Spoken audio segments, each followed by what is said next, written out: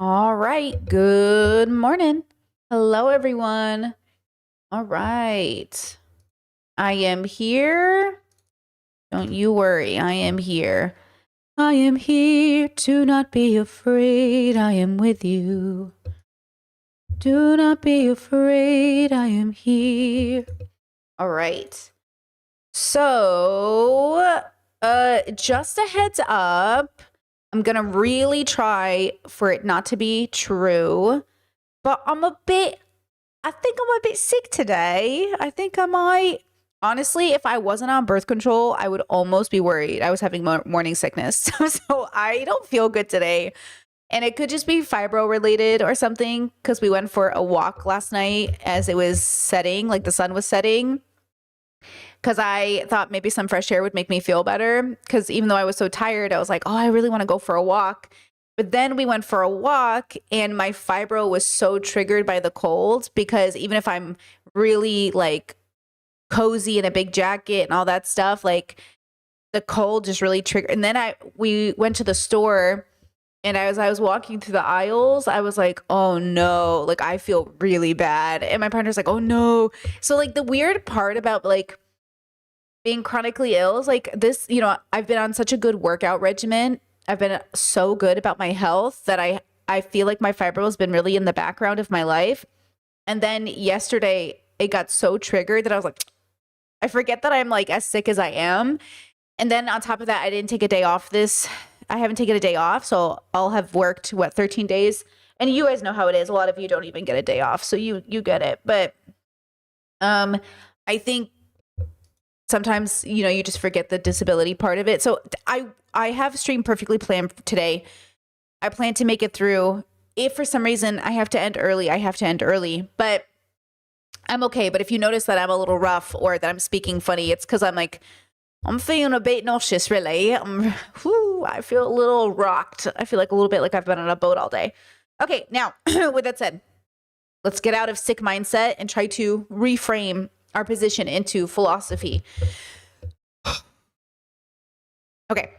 This comment said, what do you mean at 3310 when you said that lazy is a construct from capitalism? I understand that most would see me idly painting in my room as fun, for fun, as non-productive to society. But I myself would still call it productivity since I am doing something more than just procrastinating, or maybe that's the issue.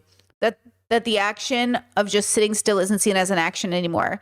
Now I'm getting confused with my own thoughts. Maybe you could explain your reasoning. So here's the clip. So here's past Brittany. Let me bring her up.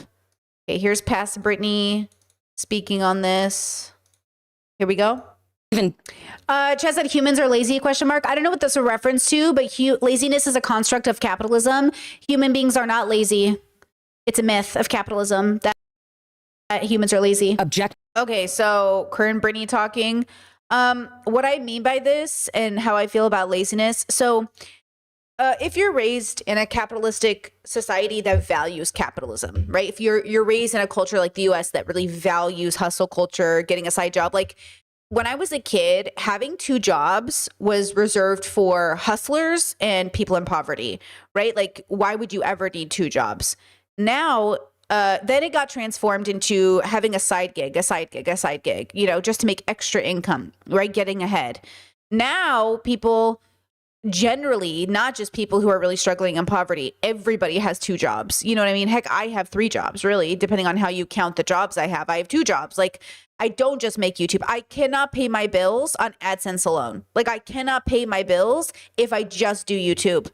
I have to do other things, right? So even though YouTube is my number one source of income, I make the most amount of income doing YouTube directly, AdSense directly. It is not enough to cover my bills, right? So all of us, I think many of us all have more than one stream of income at this point, and or we're working in we have like one singular job, whatever. Either way, laziness is the condition of two things: either not looking like you're doing something or taking advantage of people, which I would argue is not laziness, it's a lack of character. So laziness has been weaponized against people who rest, who take a day off from work, who get sick, who are pregnant and tired. Laziness is used on people suffering from depression. Laziness is ableistic. Laziness is you're not acting the way I need you to act in a way that conveys to me some sort of like productivity. Now, I do have a rule. We have a rule in this household that you can rest whenever you want. You can sleep whenever you want. You can do whatever you want. And your responsibilities have to be done. So if you get to the point, if anyone got to the point where things weren't getting done and you were resting or sleeping or something, then that wouldn't be called laziness. We'd say, hey, we're having an emergency. Like there's something wrong, right? When I was a kid, we talked about this about a month ago or so on stream. In my family growing up, like if you slept too much or if you didn't sleep enough, you were judged. Or if you like, there's a whole bubble that criticizes you or moralizes like how much sleep you're getting.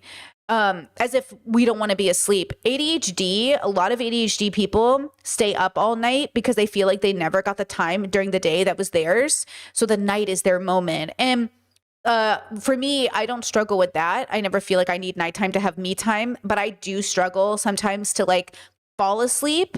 And, you know, all the tricks that work for other people, like, don't even talk to me. Okay. Don't talk to me about your melatonin. Okay, girl. You do not understand how many thoughts are going through my brain. I have more thoughts in my brain in 1 hour than I feel like most people have in the week of their life. Like, my brain is constantly stimulated. So I don't want to hear your little melatonin tricks. You think that's going to work on me?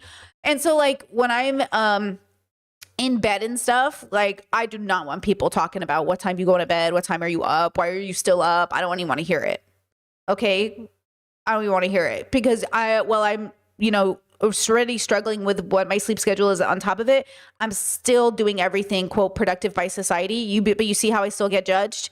Like I can still pay my bills, be the breadwinner, show up, be a good friend, and yet because I didn't get my full 8 hours because it's harder for me. Oh, now it's not good enough. Like, so you get called like, oh, you're such a, like, you're a avoider. You're not responsible. Laziness is a judgment of a lack of responsibility versus like a real sentiment of something that could be wrong. So if you're sleeping too much, there's a reason. If you're not sleeping enough, there's a reason. If you're not doing your responsibilities, there's a reason. So laziness is a shorthand for I'm judging you because I don't want to understand you. And so I think laziness is also weaponized through capitalistic lenses to say, oh, if you have time to lean, you have time to clean. That's a very US centered concept. In Croatia, as an example, that is not a thing here. And, you know, like just an example, because I worked in grocery, like, you know how clerks like check out at the register? In Croatia, they all sit. Everybody has a chair. Like the idea that they would stand is so funny to them. They're like, why would I stand? I don't get it. Right?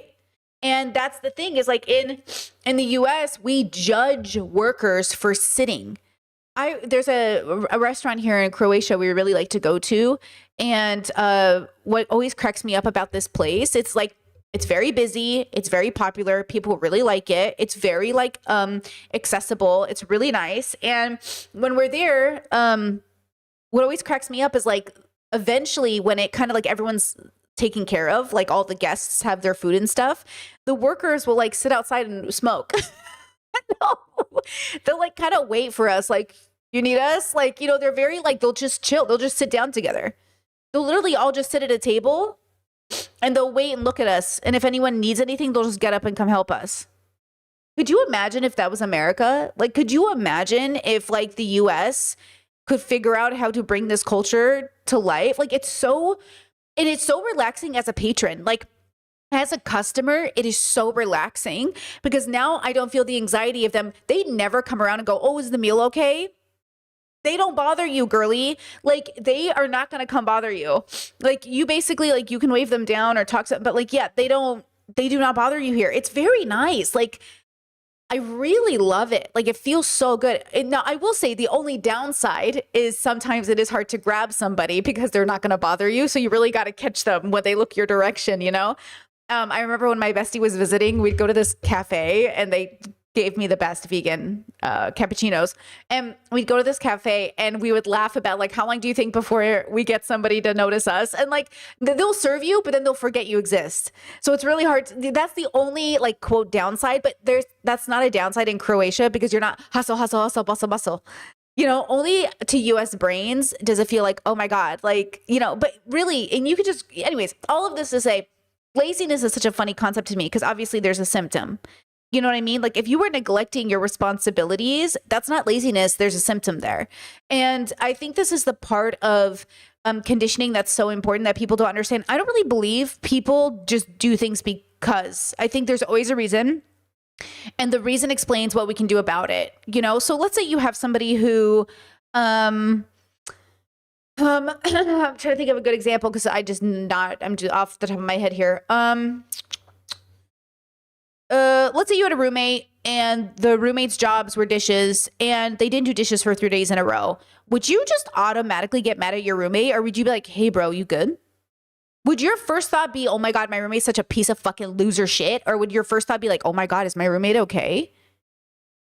Because I hope your first thought is like, is my roommate okay? And not, my roommate's such a lazy piece of fucking shit. And I think that's the difference is like, I think we're trained to think badly of people before we're trained to think something bad might be happening to people.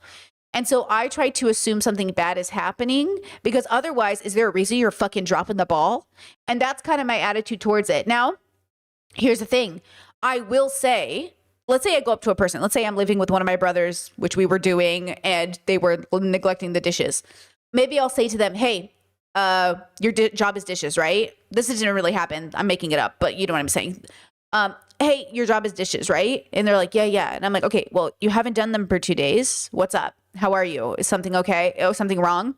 And they'll be like, yeah, honestly, bro, like, I don't know. I think I'm going through it, but I'm good. Like, I'm good. I'll do the dishes. I'm like, okay, but like, are you good? But is something going on? But like, let's go into it. Lean on me, right? Like, talk to me.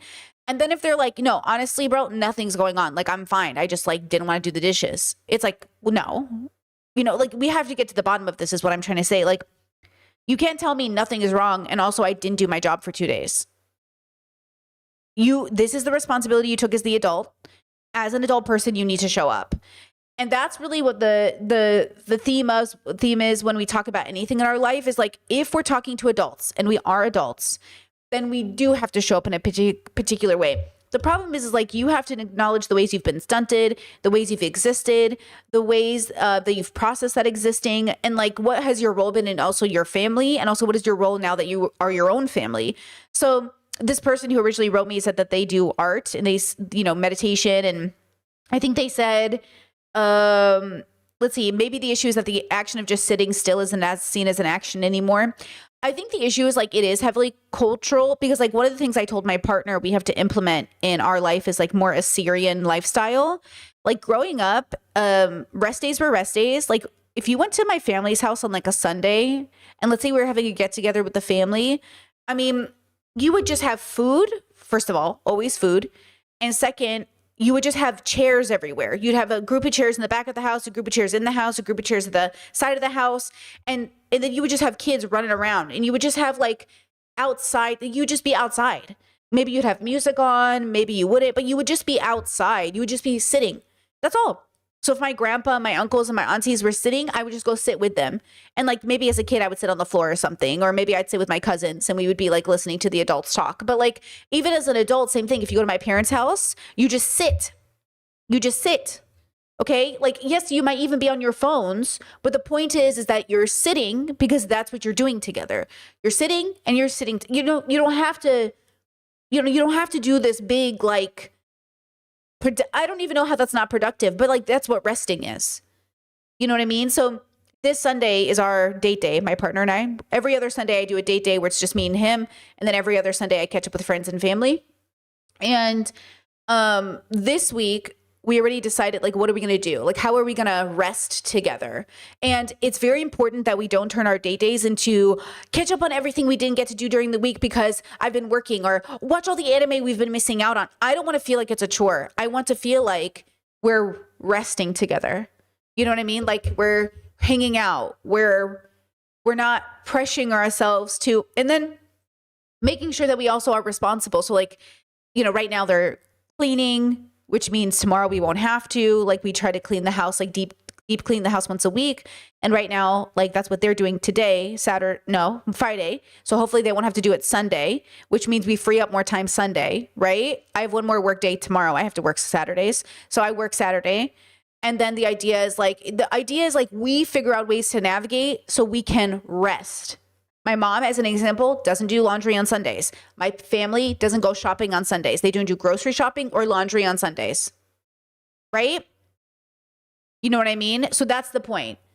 The point is that the idea is to curate a life where you can do nothing because you deserve to simply exist, which is quite profound. It's really doing something in that moment, okay? So does that make sense? Does that translate? You know what I mean? Chet said, do you think it's the American individualism issue? I think it's do you mean the laziness or do you mean because I will say the problem I see with like capitalism having a relationship to the concept of lazy is that like every minute is money. You know how they say that like time is money, time is money, time is money. I was okay, stay with me here. This is going to sound like a tangent, but I've been really thinking about this. So we've been doing this decenter men thing. We've been covering all of this content.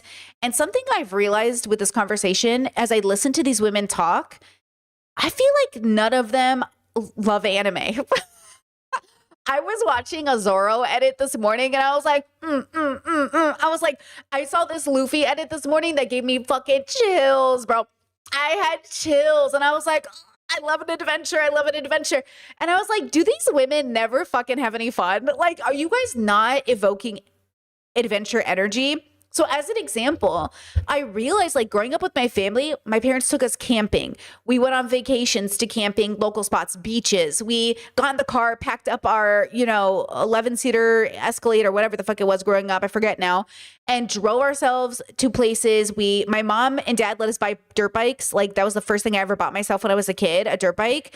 And we would like go riding our bikes and like looking for adventure. Like we're very in our imagination kids. Like we would just go running around. Even as parents now, like my parents, I don't know, they find ways to just like kind of have fun. You know what I mean? And I think like maybe people are forgetting that. And that's why they're getting trapped in the capitalism of it all. You know what I mean? Because I've been watching more of that Julia lady's work because she posted some new content and she's going back and forth with YV Edit. And what's interesting is like she's very like, be capitalistic, be capitalistic, be capitalistic. And I'm just like, I guess, Chad says, can we see that edit though? I didn't save it. I didn't save the edit. No, you can't because it's Wano spoilers. It's Wano spoilers. You can't. I got chills because it was Wano spoilers.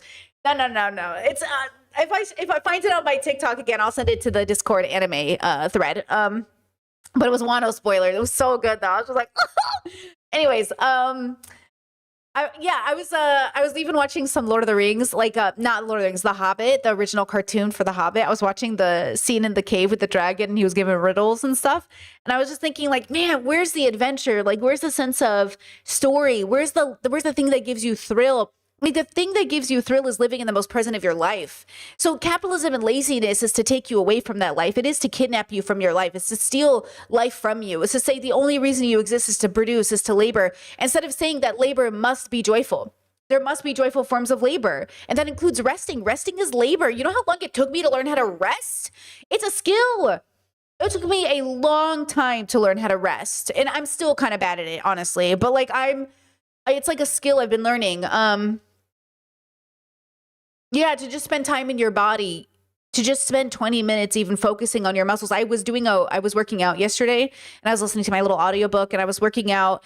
And what I was trying to do is my audiobook chapters were like, this one was like 20 minutes. And I was like, perf. And so I put it down and it was silent and my partner was asleep and Indiana was resting on the couch and it was really late at night and it was really vibey. And I put on my 20 minutes of my audiobook and then I sat there and I was like I was on my yoga mat. And I was just like, I was playing like with the muscles in my body. I'm working out my abs and I'm sitting here and I'm doing all these exercises and I'm stretching and I'm cracking my back and I can feel like from head to toe. And that made me feel like so centered because I was in the most present of my life. Like instead of sometimes you can even do gym work or yoga and be like somewhere else, like your thoughts are, and you can even say, well, you're reading an audiobook, aren't you? The audiobook is not about being productive. The audiobook is a story about struggle. And for me, like hearing about humans and their struggle and their sense of humanity being questioned by the very people they call neighbors, like that to me is the most embodying, like present, like for just this session, obviously every session's different, but like just this 20 minutes, it's like I put I tried to imagine myself there, and I tried to think of myself there, and I tried to think of like what people have gone through time and time again, right? And so I'm sitting there in that very moment, and I felt really rested. I felt really good after. I felt really, yes, productive, but more than that, I felt really alive. Like, here's my body, here's how it's wounded. It's in aching pain from our walk, and this was after our walk. This was, but it was just like a matter of like being in this, like even taking my fingertips and grounding it into the mat. Little things like that is what I think fake productivity or like false productivity is trying to take you away from, so you don't appear lazy. But laziness can look like a 20-minute deep breathing exercise. It can look like you're avoiding responsibility by taking a deep breath. Only you know if you are. So here's the other side of it. Here's my final thoughts on this. Okay. You are the only person who can lie to yourself, because you're the only person who knows what's in your head. You know you can fake a 20-minute meditation. You know you can fake a 20-minute exercise. You know you can fake being introspective. Don't lie to yourself.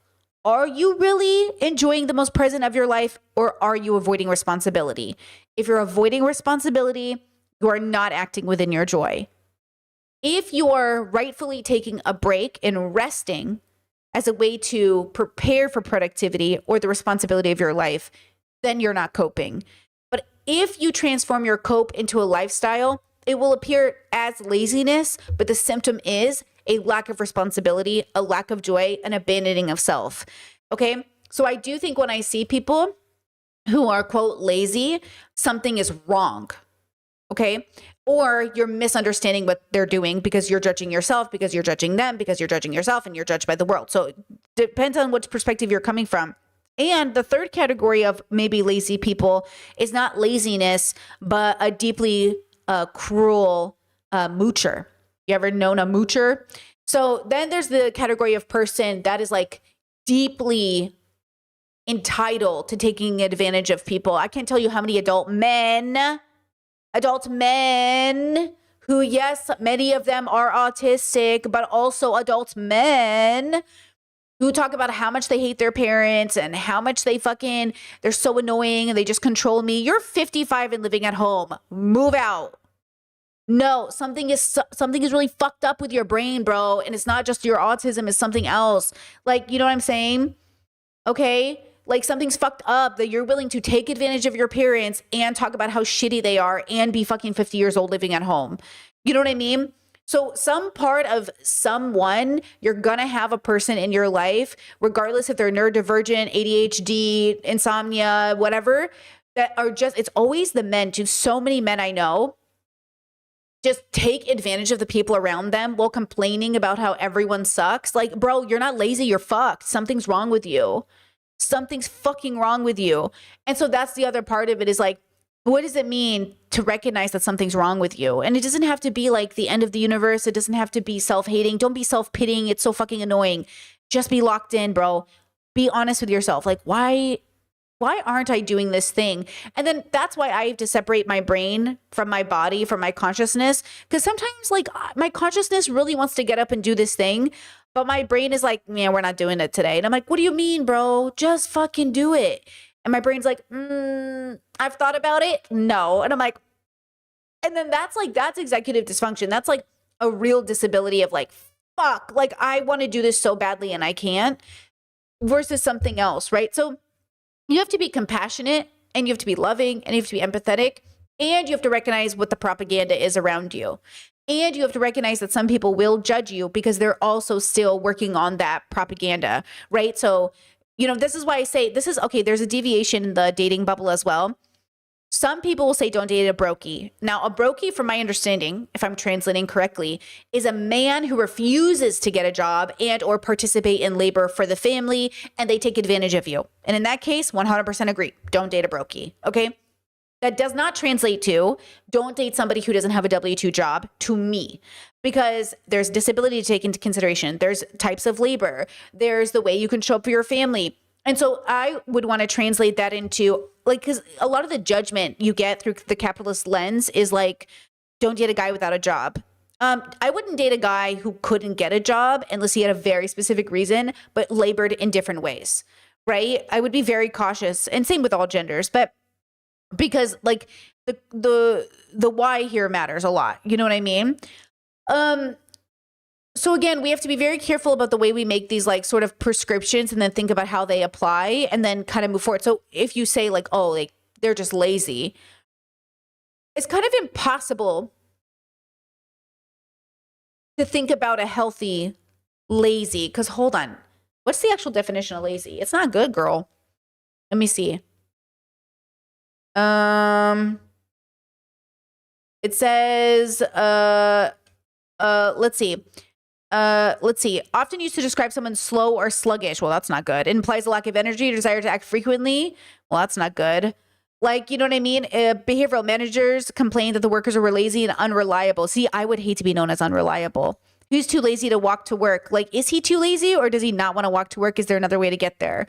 We spent a lazy afternoon sunbathing on the beach. This is like a neutral lazy, like, oh, a lazy afternoon. It meant to describe a fun and kind of like cat lazy, which I think is a fine sort of lazy if it's used in this way. But see how the common slang for a lazy person is couch potato, layabout, loafer. I think the way that I would like, I don't care if I say like I'm gonna have a lazy day at the pool. Like I know what that means. That's fun. That sounds nice. But if I was like, oh yeah, I'm dating somebody and they're lazy, like, what does that mean? Like, uh-oh, that's not good. You know, that's not good. So what I do, and this is, I'm serious, girls, this is how I do it. I make a calendar day for each day. And I write down exactly what I have to get done today, no matter what. And then everything else that's optional. And then that way I don't have to feel lazy, or I don't have to be told I'm lazy, or I don't have to feel like I'm neglecting my responsibilities. And I know I got my stuff done today, which means I'm happy and free for the rest of the day, right? So that's what I do. And then don't do this. Don't do this. ADHDers, listen to me. Do not do this. Do not sit there the night before you wake up and be like, I'm going to wake up at 5 and 5:15, I'm going to have my coffee, and 5:45, I'm going to take a shower, and 6 o'clock, I'm going to do Pilates, and 6:15, I'm going to... Hold on. Relax. I can't tell you how many notebooks my partner and I have of ideal schedules that have never happened, okay? Instead, I do this. I say, okay, Britt, we're going to go to sleep at this time, so we're going to wake up at this time. And for the first 2 hours of your day, this is what you can get done. You can have your coffee. You can sit by the window. You can talk to Indiana. You can prep for stream. You can get ready for stream. That's basically all that's going to happen unless we're in an emergency, right? The idea is that, like, be realistic, okay? And then you're going to go into work, and then after work, same thing. You have to put up your timestamps and you have to post a video, and then you're free. But if you want to do something extra, you can. The idea is like, I'm never going to know what I'm doing 15 minutes, 20 minutes, 30 minutes into a day, but I can tell you what time I'll be up and how long it's going to take me to be a person. Today, this morning, I woke up and I sang the ABCs to myself until my voice woke up. I was in bed and I was like having a really intense dream, like super intense dream. And then, but like kind of fun. Anyways, I woke up from the dream because, like, you know, you ever wake up from a dream, you want to go back to bed to finish the dream? Well, okay, I was like, Brittany, wake up. You cannot finish this dream today. It's too bad. Finish it tomorrow. Because sometimes my dreams continue to the next day. So I'm sure I'll finish it later. But anyways, and I woke up and I was like, fast, sing the ABCs. And I was like, ABC, 1, 2, 3, ABC, finish, fuck. And then I like woke up. And then I was getting, and my brain was going, you know what I mean? And then, you know, so on and so, and then, okay, now I'm out of bed and now I'm getting my coffee. Then I finished filming my members video for the week. And then I also made me lunch and dinner, which turned out fabulous, delicious, marinated tofu with rice. I marinated it all week all day, overnight. Right. So again, it's about combating the stigma of laziness and turning it into something realistic for who you are as a person. And same thing, like if I had a kid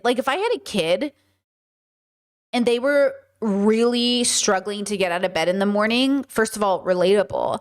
And second of all, I would think about ways to help those kids. You know what my mom used to do?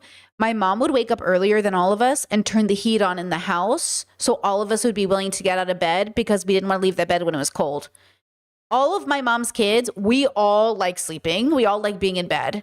Okay.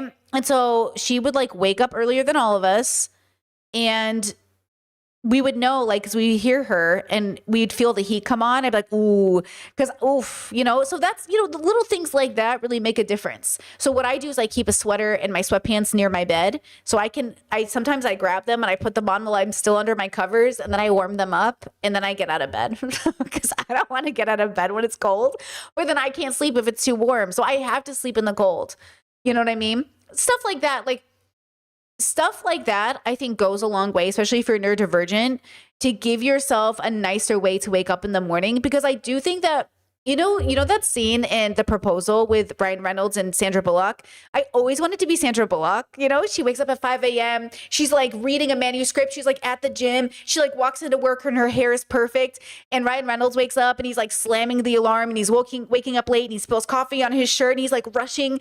And I'm really more Ryan Reynolds than I'll ever be Sandra Bullock. But I'd like to be Sandra, in my head. But I just, so I try to go for somewhere in the middle, somewhere in the middle. And I think it's about that. It's about saying, look, I'll never be Miranda Priestley, but maybe I could be like Anne Hathaway when she gets her shit together. You know what I mean? Maybe something like that. And even with nighttime rituals, like my nighttime ritual, doing my skincare, washing my face. I watch all these girlies on the internet who are like, I can't just go to bed. I'm not a teenager anymore. I got to do my nighttime routine. I'm like, oh, me.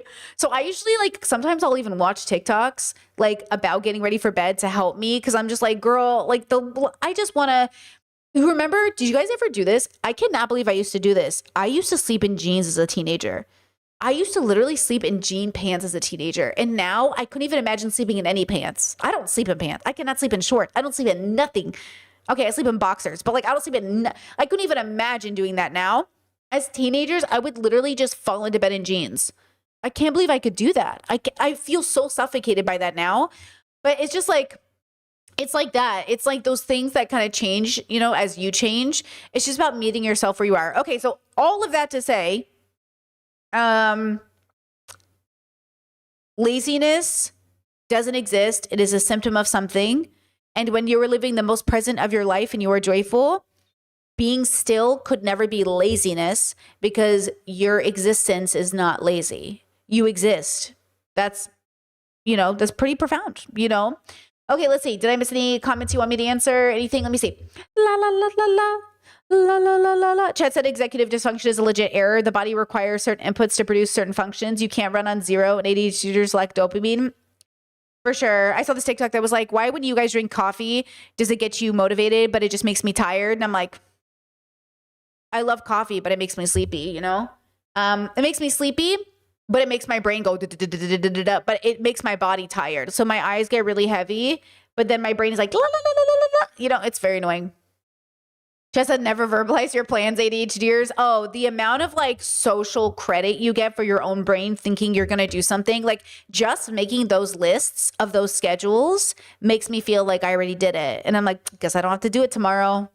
So, Chat says I have a difficult time going to sleep whenever I get sleepy, and I sometimes make the decision not to do my routine. I'm working on doing my routine earlier so it's done before I'm sleepy. Yeah, it's that.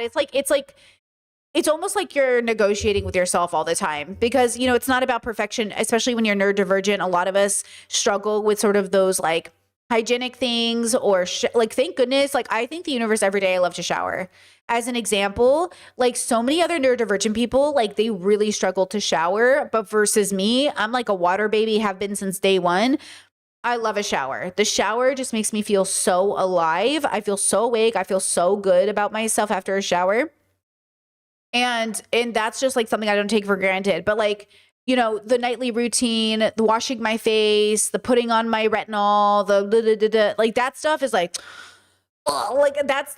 hate washing my face. Washing my face without showering is so much harder for me. It is easier for me to jump into a whole shower than it is to wash my face over a sink. And I have to play games with myself. I have to tell myself, okay, Britt, either you have to start showering at night because you can't shower twice a day. That's crazy. You can either shower at night or you just got to wash your fucking face. Like, just do it. And like, it's so hard. Yeah, it feels messy. It feels messy. And I feel like I just, and I'm just, yeah. It's a lot. Ooh, Chad said put your towel in the dryer before if you struggle. My friend gave me a towel warmer and it's such a game changer. Ooh, I love warm towels, warm bedding, warm clothes. I love getting clothes out of a dryer. Oh, so nice. So nice. Chess has dropped the skin routine. Well, I'm about to go the next level on my skincare routine, actually. I'm going to try something new. My friend told me to do this like 3 years ago. They swore by it. And now it's like trending. Did you guys see people putting like butt cream, zinc on their face? My friend's skin is gorgeous.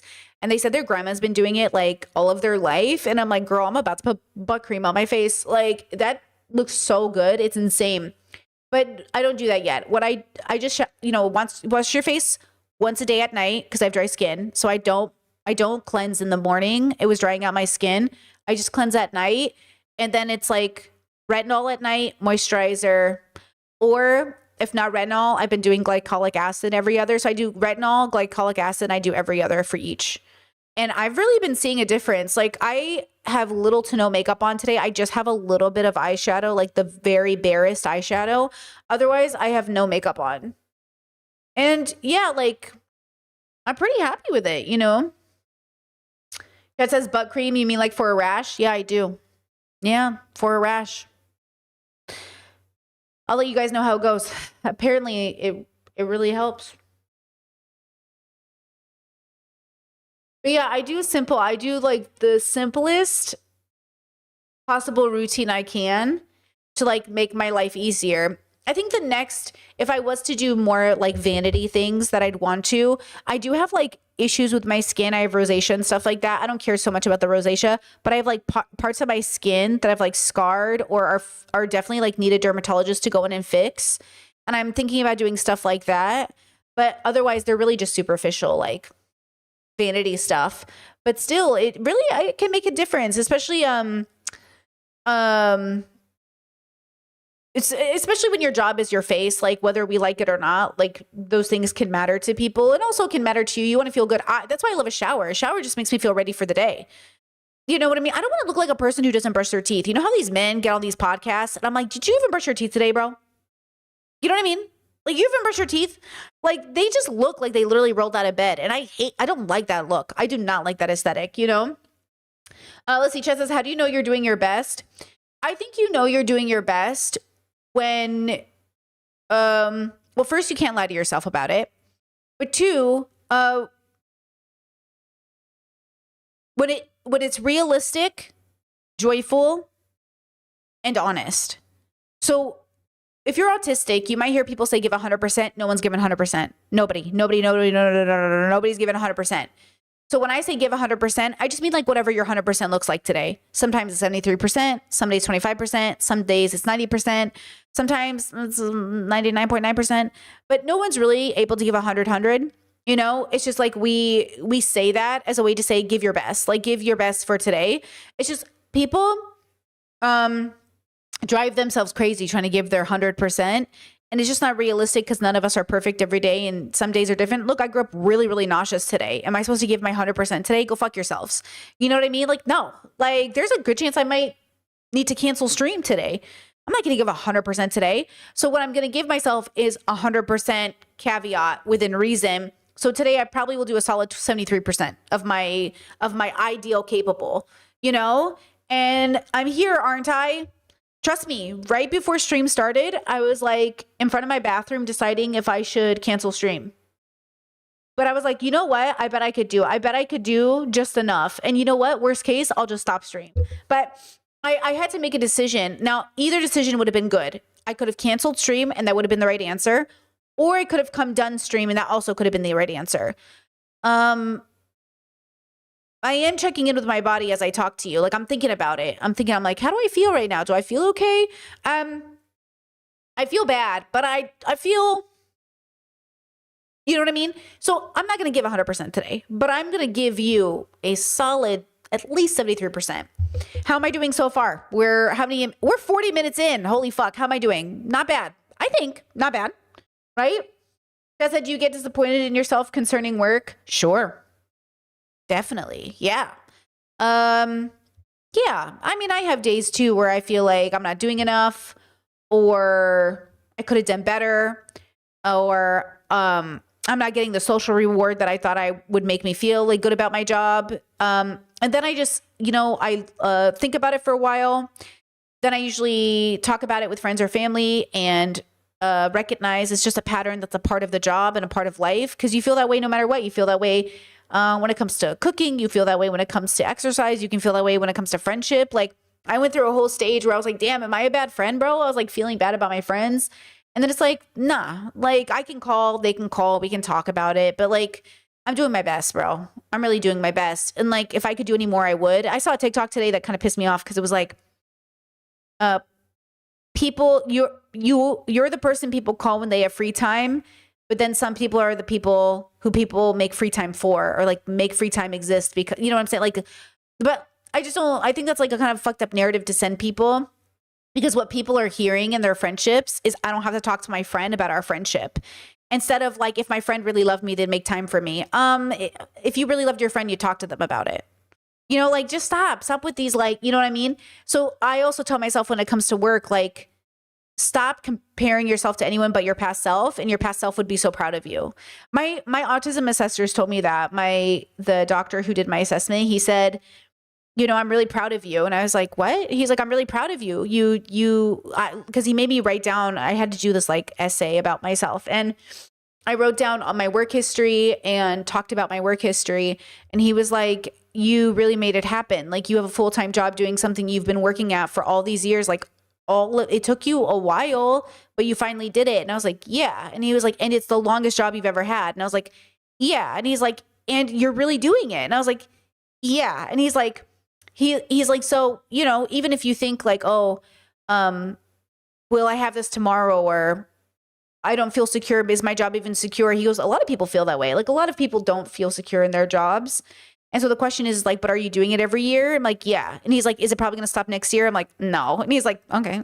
And I was like, yeah, like that's the part of everything we have to recognize is like, a lot of us work in an industry. I have so many teacher friends, and they're never sure if they're going to get fired because of layoffs or something else. You're still going to plan your lesson plan.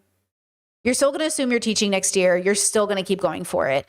And that's how I kind of look at life, or especially work, right? Like, do I disappoint myself when it comes to work? Only emotionally, but never based off the data, if that makes sense. Like, sometimes I feel disappointed, but then I look at the data and I'm reminded that I'm actually killing it.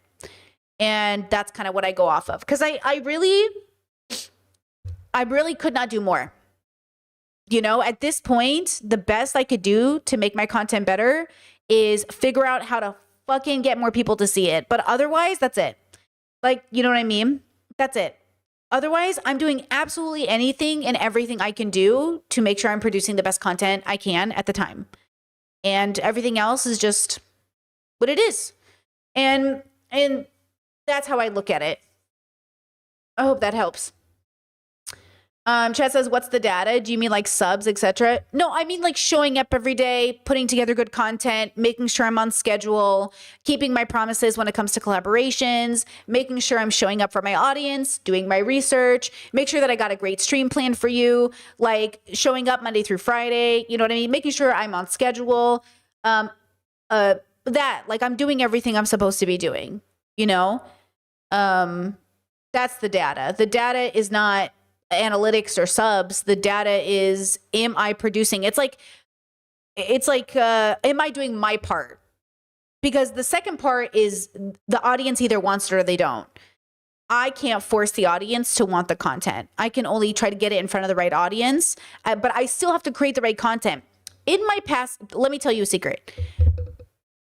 I've been on YouTube a long time, but only made it full time like almost 6-7 years ago, whatever it is now. The only reason it happened that way is because prior to every time I was a YouTuber and I had content and I collabed with big YouTubers, when their audiences would come to my content, they didn't know what it was because I didn't know what it was either. One of the things I sat down and decided before I really decided to make this full time is like, what am I doing? And what's the thing people can say Brittany does and do that? And I decided on philosophy because I could do it every day. Right? And that's the thing that I think always failed me in my job. It's like, let's say you have somebody who's like, oh, I'm an artist. You're like, oh, you're an artist? That's so great. Can I see your art? And you're like, oh, I don't have any yet. You know what I mean? It's like, okay, well, then you're not an artist. It's like, no, I'm an artist. I just haven't made anything yet. You know, you got to make something. You got to actually do your art to be an artist. Something like that. You know what I mean? Chet says, does your partner notice when you're disappointed or are you good at hiding your emotions? Oh, I tell my partner everything. They're actually a really big support. My friends are a really big support about work. I don't hide my emotions from my partner ever. I used to be avoidant and I used to keep up a wall and I used to try to like, quote, protect myself. But I am in a very healthy state of my life where I'm very vulnerable within reason to the right people. I can call my bestie and talk about my job and call my partner and talk about my job. I can talk about it with my sister, my friends. No, I have so many friends I reach out to and I'm like, oh, spiraling about YouTube thumbnails. And my other YouTube friends are like, oh, spiraling about YouTube. Like, I know exactly who to talk to about I will be very transparent about my feelings. But my partner does notice. I mean, but I also just tell them. You know what I mean? Yeah. Chet says I should have asked myself this before nursing school. Hey, nursing school is no joke, right? Oh.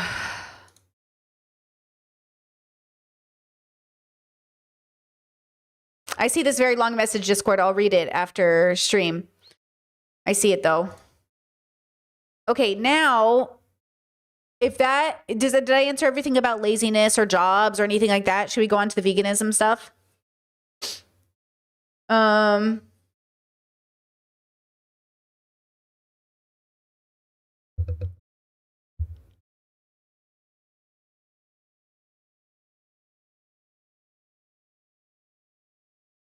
Because that I wish I could boost your channel, but the streams are a bit too long to share. It's not a big deal. Like, look, the thing is that most people don't watch streamers. Most people watch clips. You know what I mean? And I'm not clipping. I have so many companies who beg me, like they're like, hey, Brittany, we can clip your stream for you. We can clip your stuff. It will happen when it happens. But the reality is like clips are what make people popular. And I'm not convinced you can clip me. Like, I'm just not convinced you can clip my content and not have it be stupid.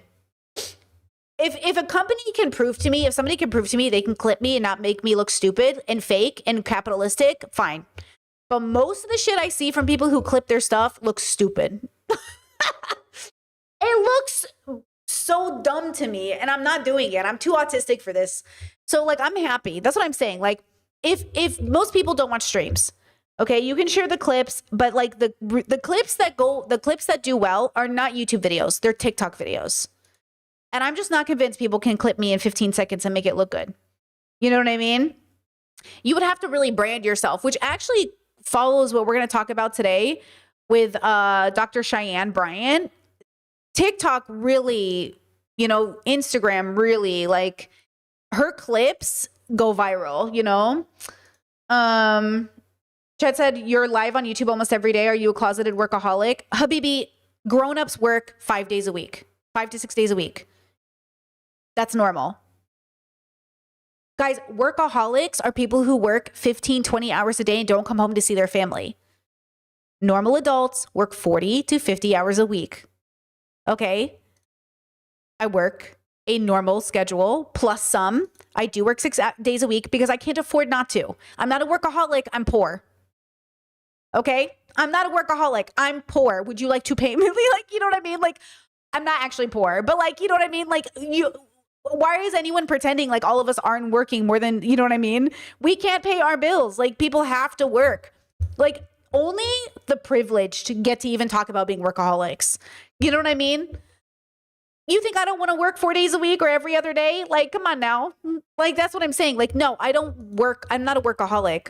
I need to work to eat like everybody else. You know what I mean? She's literally just talking about rest, which is true. Sunday, let's go. I didn't take last Sunday off because I did a collaboration with Do Not Worry podcast. You guys should go watch it. And so I did work my Sunday, but you guys should go see it. It was really great. And even though I was just there for an hour and a half, it was like a very, especially when you're disabled, it like interrupts your whole flow. It interrupts your whole flow. So like, that's why even just being there, because it was like, you have to prep and you got to think about it. And then you got to spend a few hours getting ready. So you know what I mean? Like, most of us are just working because we have to, which is why capitalism sucks. Capitalism is shit, bro. And then they convince you you're lazy for not wanting to work 7 days a week. That's bullshit, which is why I think it's gross that millionaire streamers who claim they're anti-capitalist do work 7 days a week. Because like, what message are you sending? You know what I mean? Like, what message are you sending? You know what I mean? But yeah, like, I think all of us would like to, for the sake of our own sanity, work 5 days a week and call it good, or 4 days a week and call it good. You know what I mean? Let's do this. Let's, we can obviously go back to this, of course. Chad said, would you still be on YouTube if you were given millions? Yeah, I would be here. I would just be here. I would just do things differently. Like, I'd probably be on YouTube if I was millions. First of all, I would probably stream 4 days a week and do Discord 1 day a week. And then I would bring down the prices. I would probably, if I was really worth millions, I would probably just have like dollar memberships and that's it.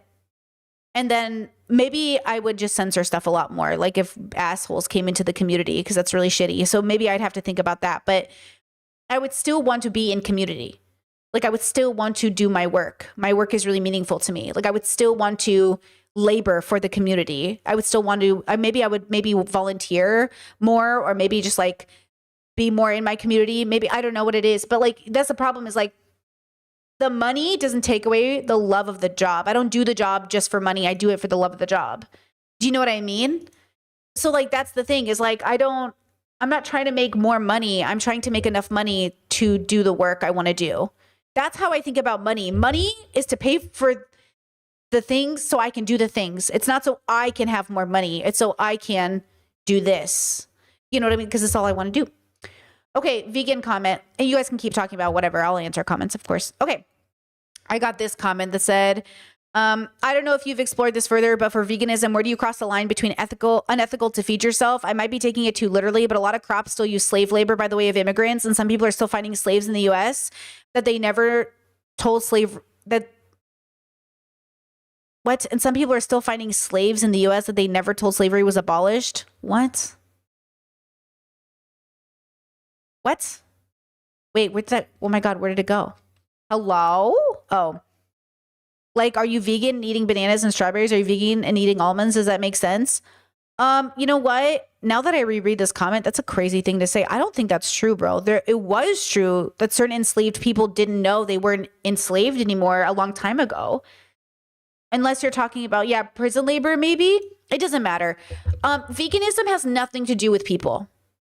Veganism has nothing to do with human beings. So they're two separate ethical frameworks. Veganism is about the exploitation of non-human animals. There are other activism groups that work with like labor rights. Today is Workers' Day, May 1st. So there are other activism frameworks or ethical frameworks to talk about people, humans, but veganism is about the exploitation of non-human animals.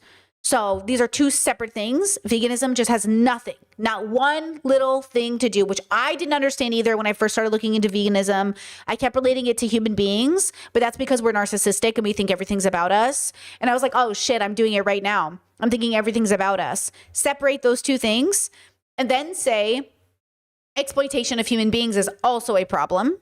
And that's what Marxism and all of these other frameworks are trying to fight against capitalism, exploiting workers. That's why on May 1st today, we talk about Workers' Day. We're talking about, if I'm correct, I feel like I'm stupid, but I think today was the celebration of getting an 8-hour workday for workers, if I'm not mistaken, like putting policy in place to actually respect the agency of workers today. I think that's the history behind today. And so like, when you think about that, that's how you think about it. So like, as an example, in our household, we try not to buy cashews and we try not to get anything that has cashews in it because of the exploitation of human labor that goes into making cashews or farming cashews.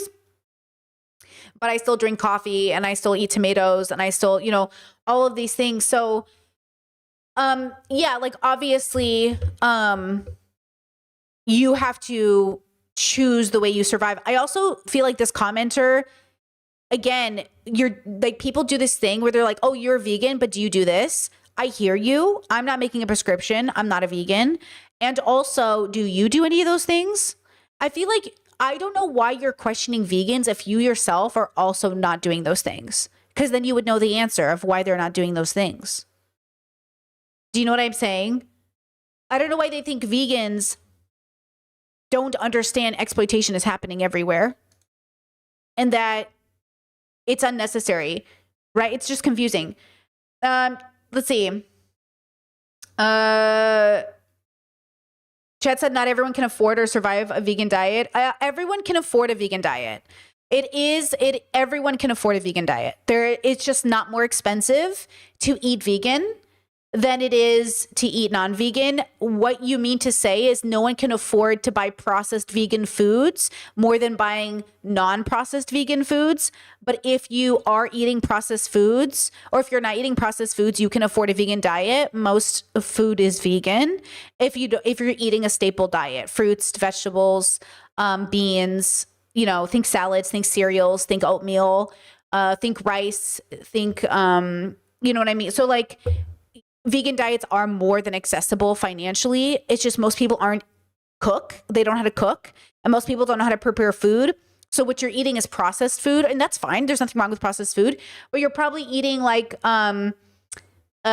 frozen food. And yeah, vegan frozen food is more expensive than non-vegan frozen food, right? That's true. Chad says you need vitamin B12, right? So I take vitamin B12 supplements. I take iron supplements. And the cool thing about living in the world today is that those things are accessible to you, which is like pretty exciting. And that's kind of how you look at it, right? Yeah, potatoes, another great one. I love potatoes, asparagus, stuff like that, you know? And so like, when you think about it, you just got to be realistic. I think I get it though. When I was going on my plant-based journey, a lot of the same questions came up for me. What about the cost? What about people? What about human suffering? What about da-da-da? But then when you really start to think about it, you're like, okay, hold on, right? Chad said much of our poor population can only afford and are given processed foods from food banks and like. There's a population of people that can't have daily fresh food. Of course there is. And there's people in food deserts and there's everything else. But when you make a statement like people can't afford vegan, it's kind of like, again, like I agree with you. And I think like that's not a solution. And I think that's another testament that our system is failing us. And I think that's why capitalism sucks, is like we shouldn't even have food banks in the first place in the way that we think of them. Like it shouldn't even be like there are people who get in the food bank line who can't even get food that day. Right. So I agree. Like I agree that being vegan is not what you eat. Okay. Let's stop. Being vegan is not what you're eating. It's a philosophical framework about the exploitation of animals. It has nothing to do with what you're eating. Okay, so separate that in your minds, because that's what it took for me to go, oh, okay, got it. And then talk about, if I don't want to exploit animals and use their flesh for my advantage, what does my life look like? And then you can start talking about what you're eating or what you're wearing. But first, veganism has nothing to do with what you're eating. It is separate from what you eat. It is separate from your health. It is separate from you. It has nothing to do with you, right? It has nothing to do with like, because even my Discord asked me, like, some people think the vegan diet is unhealthy. I've seen enough data to say the vegan diet can be perfectly healthy for many, many people. Okay. And there are ways around other problems. But let's just say, even if it was, they asked me, if it wasn't net negative for humans, would you still be vegan or plant-based? Yes. Because again, like, we make concessions all the time about the way we exist. Again, I am not vegan. Okay? Like, again, I'm not vegan. And I understand that there are vegans who won't even take their medication that they need because it came at the expense of animals.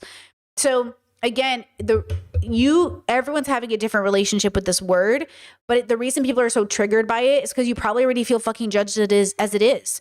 You already feel judged for what you eat and how you look and where you live and what your parents do for a living. It's so fucking exhausting. And then on top of it, here's somebody coming in and being like, "Are you vegan?" And it's like, you know what I mean? So when this person says like, "Are you vegan and eating almonds?" Like, it doesn't make sense, because almonds and eating vegan, they have nothing to do together, right? Like crops and like animals, like bugs or insects or rats dying have just like nothing to do with the reality of like exploitation. Do you know what I'm saying? So I know it's hard because it took me a long time to get it, like genuinely, like it took me so long for my brain to get the difference that's why in my recent vegan video, if you guys haven't seen it, let me pull it up for you. Elle talking to me, that interview I did with Elle really got me to go, oh, I didn't get it, but I got it now. I'm not saying you have to get it, but I'm saying there is a difference, you know? Here's this video. Here, this first video is my latest video on my Bert Simon channel. And then let me grab you my Brittany Simon Ellie. Let me grab you my interview with Elle that I did.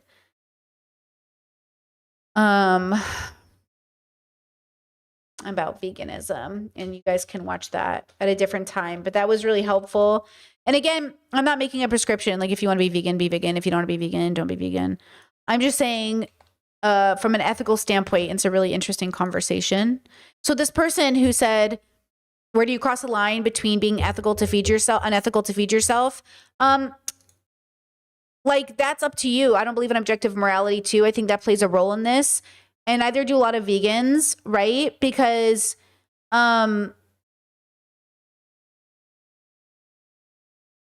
it's just about, do you take this principled stance? And then how do you exist in it?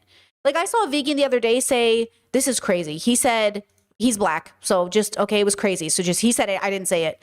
But he said basically, like, would you go to a lynching?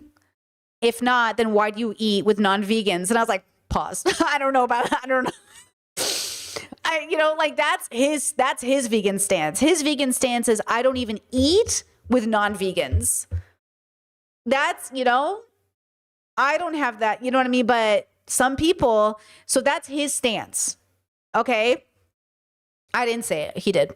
But interesting, you know, like I kind of get it. Like I do kind of get it. But also I'm like, yeah, I'm not about to. Like, you know, I'm not about to. But I get it. Like I do get in theory what he's doing. Right? But yeah, I'm not, you know, like I'm still going to go to restaurants. I'm still going to go to grocery stores. I'm still going to, because that would to me mean that I couldn't go into a grocery store that sold animal parts. You know what I'm saying? So like I get it, but you can't go to a farmer's market. You can't go to your grandma's house, you know? So yeah, I don't think that would make sense living in a world that exists. Like, I don't know how that would work, you know? Right? Something like that.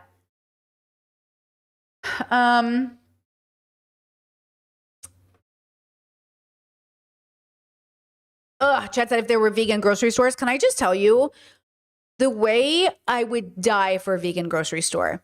Because the way I'm at the store going through every aisle just in hopes I see the vegan label, I wish our store would just put all the vegan stuff in one place, because I am running up and down. I'm getting 2,000 steps just going to the store looking for possible vegan items. And by the way, that's like, you know, cookies or packaged yogurt or things that are in packages that say vegan on them versus fruits and vegetables, which I obviously know are vegan. You know what I mean? But yeah. Ugh, that would be so nice. Like, whoo, that would be great. You know?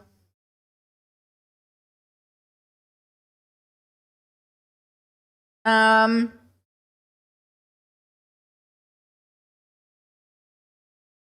uh, Chad says, I don't know what to think about this back in Mexico. I think people that rely on certain businesses, that might not be that ethical. What I mean is if we stop consuming because of the labor of it, the way it would lead a lot of people without jobs. I mean, look, whether we like it or not, none of us should actually have to work. Like, we shouldn't actually have jobs.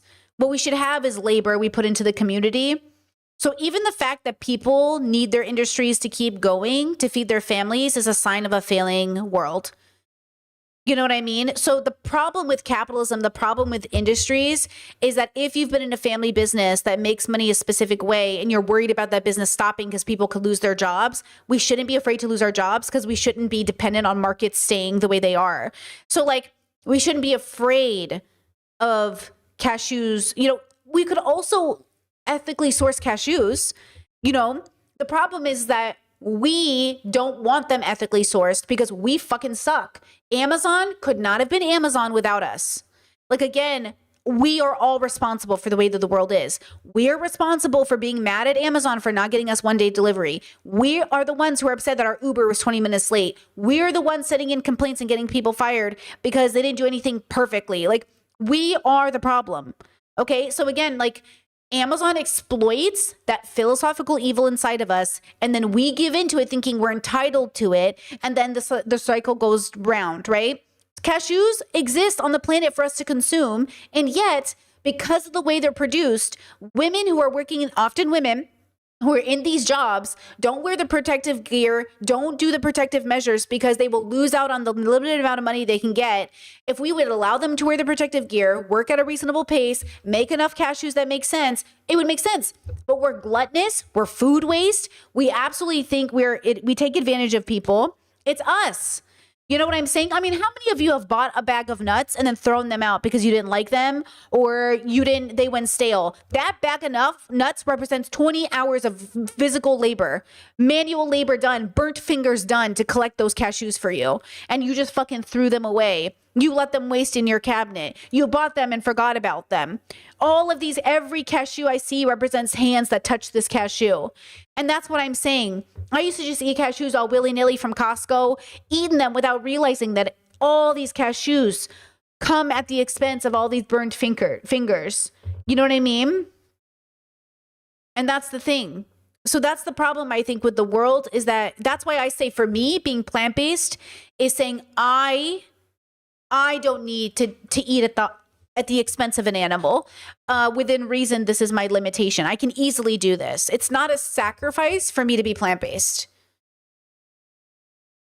Especially not when I know how to cook so good, you know? So that's what it is. So yeah, everyone out here, I think that's, maybe I'm just like so confused too about, not confused. Hold on. Okay, so let's bring out the paint. So we have this world, okay, and the world has problems. Okay? The world has problems. Okay? And there's you. Okay? And you're looking at the world full of problems. But the only thing you can control is you. So if you can control yourself and that becomes a part of the world and the world was all doing that too, then the world would be a reflection of us as a whole, right? Because we'd all be doing it. We'd all be doing it, right? So that would create this sort of like positive symbiosis. And then everyone would be doing it from different parts of the world, right? In different ways. The dilemma is that you've got a group of people that literally find ways to exploit you and the planet. They do not care about the planet. They literally do not care. They do not care if at the end of everything, it goes away. You know those like conspiracy theories about rich people in their bunkers underground? With peace and love, girl, kill me. Literally, I'll take myself out right now. You think I'm going to be underground with a bunch of smelly fucking rich people? And also, no offense to all of you, you can go fuck yourselves too. I'm killing myself. You know what I mean? Like, that is an absolutely ridiculous movie concept I see where it's like, oh, all these people are trying to escape off planet Earth to go find a new planet to repopulate. Girl, kill me now. with peace and love, go fuck yourselves. Humans are so stupid. Humans are the reason we're destroying the planet, and then you have the audacity to think we should push you off the planet into a new one. Girl, kill me right now. Take me out, Lord. You know what I mean? Like, we're sitting here so fucking just gluttonous in every capacity, destroying things in every way, littering all the time, doing all these things, and then you're sitting here like, please take my kid and put them into the girl, we're gonna die here living. Go ahead, girl, you go to Mars, I'm staying here. You know what I mean? Like, come on, like, be so for real. Like, as if you know that saying, everywhere you go, there you are. Human beings literally think we're going to go to a new planet and we're not going to be a problem. How human? They think, oh, we're not the, you know what I'm saying? It's all of us. It's all of us. These Epstein files, Trump, everything you're seeing, genocide. Look at the way these people are so casually committing a genocide. And we're all just like, we're just sitting here watching a bunch of fucking men commit a genocide. Now, here's the ethical question. As men around us committing a genocide, blowing up a planet, should we care about our paper straws? Should we care about going vegan? Should we care about recycling? Yeah, I think we should. Yeah. I think bad people will be bad people and good people will be good people. But the truth is that it's easy to be good when things are easy. Bad things happen to everybody, but all of us respond differently. And that's what sets you apart, is how do you respond? So I will respond in the best way possible that I think is compassionate and loving. And I hope everyone follows suit, but they probably won't. But, because it's hard. It's hard. I get it. It's hard. But I think it gets easier when it's embodied. Just like going plant-based. Plant-based was so hard for me 10 years ago. But now that I'm doing it now, it's just much easier because it's really something that is meaningful to me, that means something to me. It's real for me. Versus 10 years ago, it was just like kind of fun. Like, oh, a fad. Ooh, like vegan. Ooh, But now it's like, oh, yeah. That's why I am kind of shocked when I see former vegans, because I'm like, I don't get how you thought you were vegan. You know what I mean? But I get it. Like, I think you can change for sure. But it's kind of like, I think after I left Catholicism at 19, it kind of became more serious to me, knowing the difference between an embodied belief and something else, which is probably why I don't make like these ladies who've been watching who are like, I'm going to be single forever. I could never tell you that. That would be such a lie, because like, I could never know that. Do you know what I mean? Like, how could I know if I was going to be single forever? Do you know what I mean? But they're like, oh, I'm going to be single forever. I don't even know what that means. Because like, what is single? Does single also mean without companionship? Because like, what if you had a companion, but they weren't romantic? Would you be single? Do you know what I'm saying? Because what if you lived with your bestie for the rest of your life? Would you even be single at that point? Like, you know what I mean? If you built a life and you bought a house together and you guys raised kids together, or farm life together, and like in a non, whatever, like, isn't that just, are you single? You know what I mean? Like, maybe I'm just being too collectivist about this, but like, I just don't know. Like, is that single? So even this idea of like, I'm going to be single, but could you be vegan forever? Yeah, definitely. Because that's different. That's like an embodiment. That's about what you do regardless. Being in companionship with someone requires the consent of another party. Do you know what I'm saying? Like, example, I'm never going to have a physical baby. Like, I'm never going to bring a baby into the world, because there's only one way for that to happen. And it's out of my body. So that requires my consent, which I'm not giving, right? So no, I'm not going to have a baby. But if I consent to have a baby, then I could have a baby. See how the power is in me? But companionship requires a new person coming into my life to offer a different environmental change, which will give me a different option. It's like, it's me saying like, oh, I'll never live by the beach. But if my great uncle dies and leaves me a beach house, I might be living by the beach. Or I sell it and I don't live by the beach. But like, you don't even know yet, because the option isn't there. Versus if you do something to like, you know what I'm saying? there's just like something there. Now for me, I know I will never be religious again and for a God, like an entity, unless I meet that entity, because I don't get it. Like the belief isn't enough for me. Like a belief in God is not enough for me to be religious. And I know that because I've been there before and I've tested it. And also I know who I am as a person. It's not, you know what I'm saying? But for some people, it's not. For some people, they're like, honestly, if I believed, yeah, I could go to church. I'm like, great. I could not. I would feel like a fake. I would feel like a liar. You know? So you have to decide, like, where are you in this process? You know, where are you in this idea? But like just existing, right? It's like, and also you have to be careful about this idea, this line in the sand we keep creating, because it's really hard, like, to say like, oh, because of the way the system is, we have to act like this way or this particular way, right? Like Chat says, I agree with that completely. However, my conflict stems from the fact that we live in a world that creates unethical conditions. What can I do so I don't do it within the constraints of the world? I mean, at some point, this argument philosophically leads to us all killing ourselves. That's the only way to prevent or to bring down human harm. The only way to eliminate human harm is to eradicate human beings. Do we agree this is not the plan? Like, do we agree that's not going to work? Right? So if the plan is not to eradicate all human beings, then the plan has to be to have a deeper, better relationship with our biological experience, because we're not going to get rid of each other. We're not going to eradicate the earth of people. So now the next step is working together. And that's it. Okay. All of these people who like, okay, but like, what if this and what if this, what if this? Go to the end first. Have we all decided we're not going to kill each other? Well, actually, no, we haven't all decided that. Netanyahu's proving it every day. Okay, that is the problem. The problem is there are men who actually are trying to kill everybody because they think their people matter than anybody else. So actually, no, I guess we haven't agreed that we're not going to do that. So that's the other problem. We didn't agree. And so now there's this conflict. You know what I mean? But the next step to that is don't have babies. But then the next step to that is like, why should people not have the right to make babies? And then the next step to that is, why should you even have the right to make babies? Not legally, morally. So again, philosophy forces you to ask yourself these questions that you take for granted. You take for granted that you bring babies into the universe. You take for granted that you can be on the internet right now. You take for granted you ate today. You take for granted that you exist in a body. You take for granted you simply exist. It is within our nature to take for granted the simple fact that we exist. Because if you think about it too hard, it becomes very, very paralyzing, like very scary, like immobilizing. Like you become, oh my God, like I exist. Like you literally are alive, bro. But you're sitting here like, yeah, dude, I know I'm alive. Do you?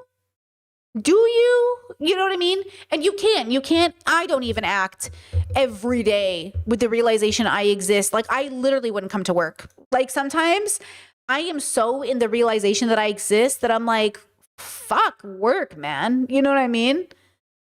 Like, fuck work, you know what I mean? But then you're like, no, I gotta go to work, you know? I gotta go to work, you know? So I understand that idea that like everyone hates the hamster wheel and everyone hates like the fact that you feel trapped in existence. But the truth is like, that is existence. Existence is also going to work. Knowing you are alive in the most profound way is also getting a paycheck. Because this is what we did. When I was watching Dr. Stone, there's like a in between, I think a movie in between. I don't remember when this gets introduced. Maybe it's in the following season. I don't remember. And they introduced money. I fell off. I was like, fuck money. The moment they started introducing money into Dr. Stone, I was like, I'm out. But we do. We always naturally build, like even the concept of bartering, I would argue is like, there's still a negative connotation to it. The dilemma, though, is because we're so diverse in our predispositions and sort of like we're going to see this actually today. I'm going to show you something that's going to show this. We're so in conflict with one another. And because we're not like very good faith about stuff. I had this guy ask me in my chat. He was like, I'm really curious what Brittany would say to one of her male friends who said he was being abused by his girlfriend. And I was like, why are you asking me stupid fucking bad faith questions? You know, why are you asking me stupid fucking questions? You piss me off, bro, because it's so fucking bad faith. And like the world is so desperate for real conversation. Why are you asking me stupid fucking questions? I didn't answer like that. I said, tell him to break up with her, question mark. Why are you asking me a bad faith question? But I was really thinking, why are you asking me fucking stupid fucking questions? Don't ask me stupid questions. What would Brittany say if a man was being raped? Would she care? Don't ask me stupid fucking questions. Okay? Which actually brings me into this topic. Hold on, let me tell you about this. Oh, you get ready. Ooh, what's this? Ooh, what is this? Ooh, what is this?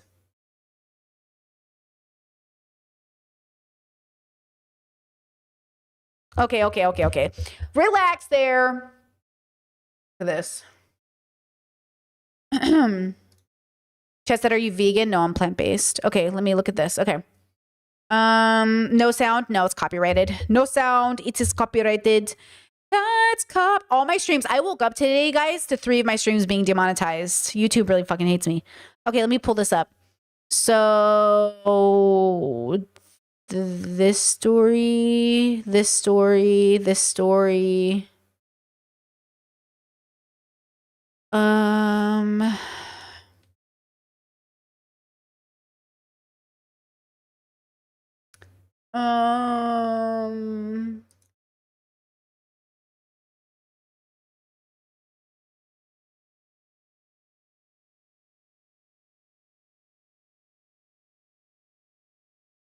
Give me a second. Fun.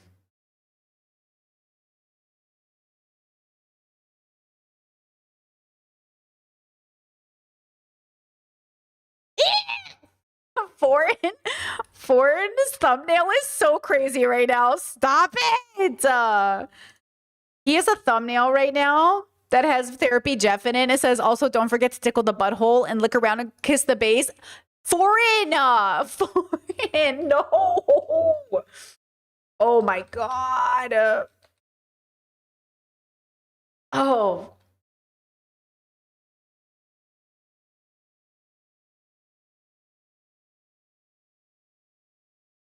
Sheesh. Okay. Let me see.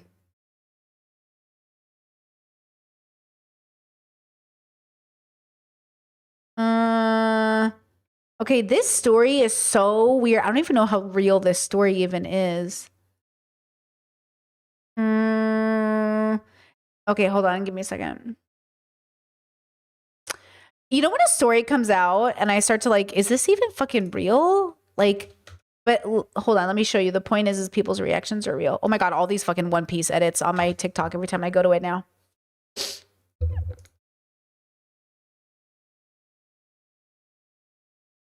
Okay, so look at this.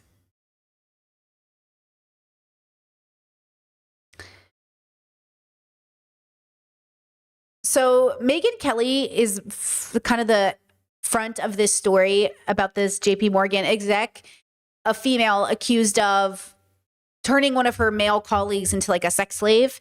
It's still, I don't know, I'm waiting for a real news source to talk about it, but the reaction from people is what's disgusting. But let's just listen a little bit of this. This JP Morgan thing. I don't know if you've heard anything about this, but if not, fear not. Okay, this is perfect that you're coming to it fresh, because you can be our jury for the day and tell us what you think. Now, JP Morgan Chase is one of, if not the biggest bank in America. It's enormous, and it's a lot of people's dream to get a job working there one day. You can make a fortune potentially. Once hired, it's tough to get fired. They're very good to their people by all reports.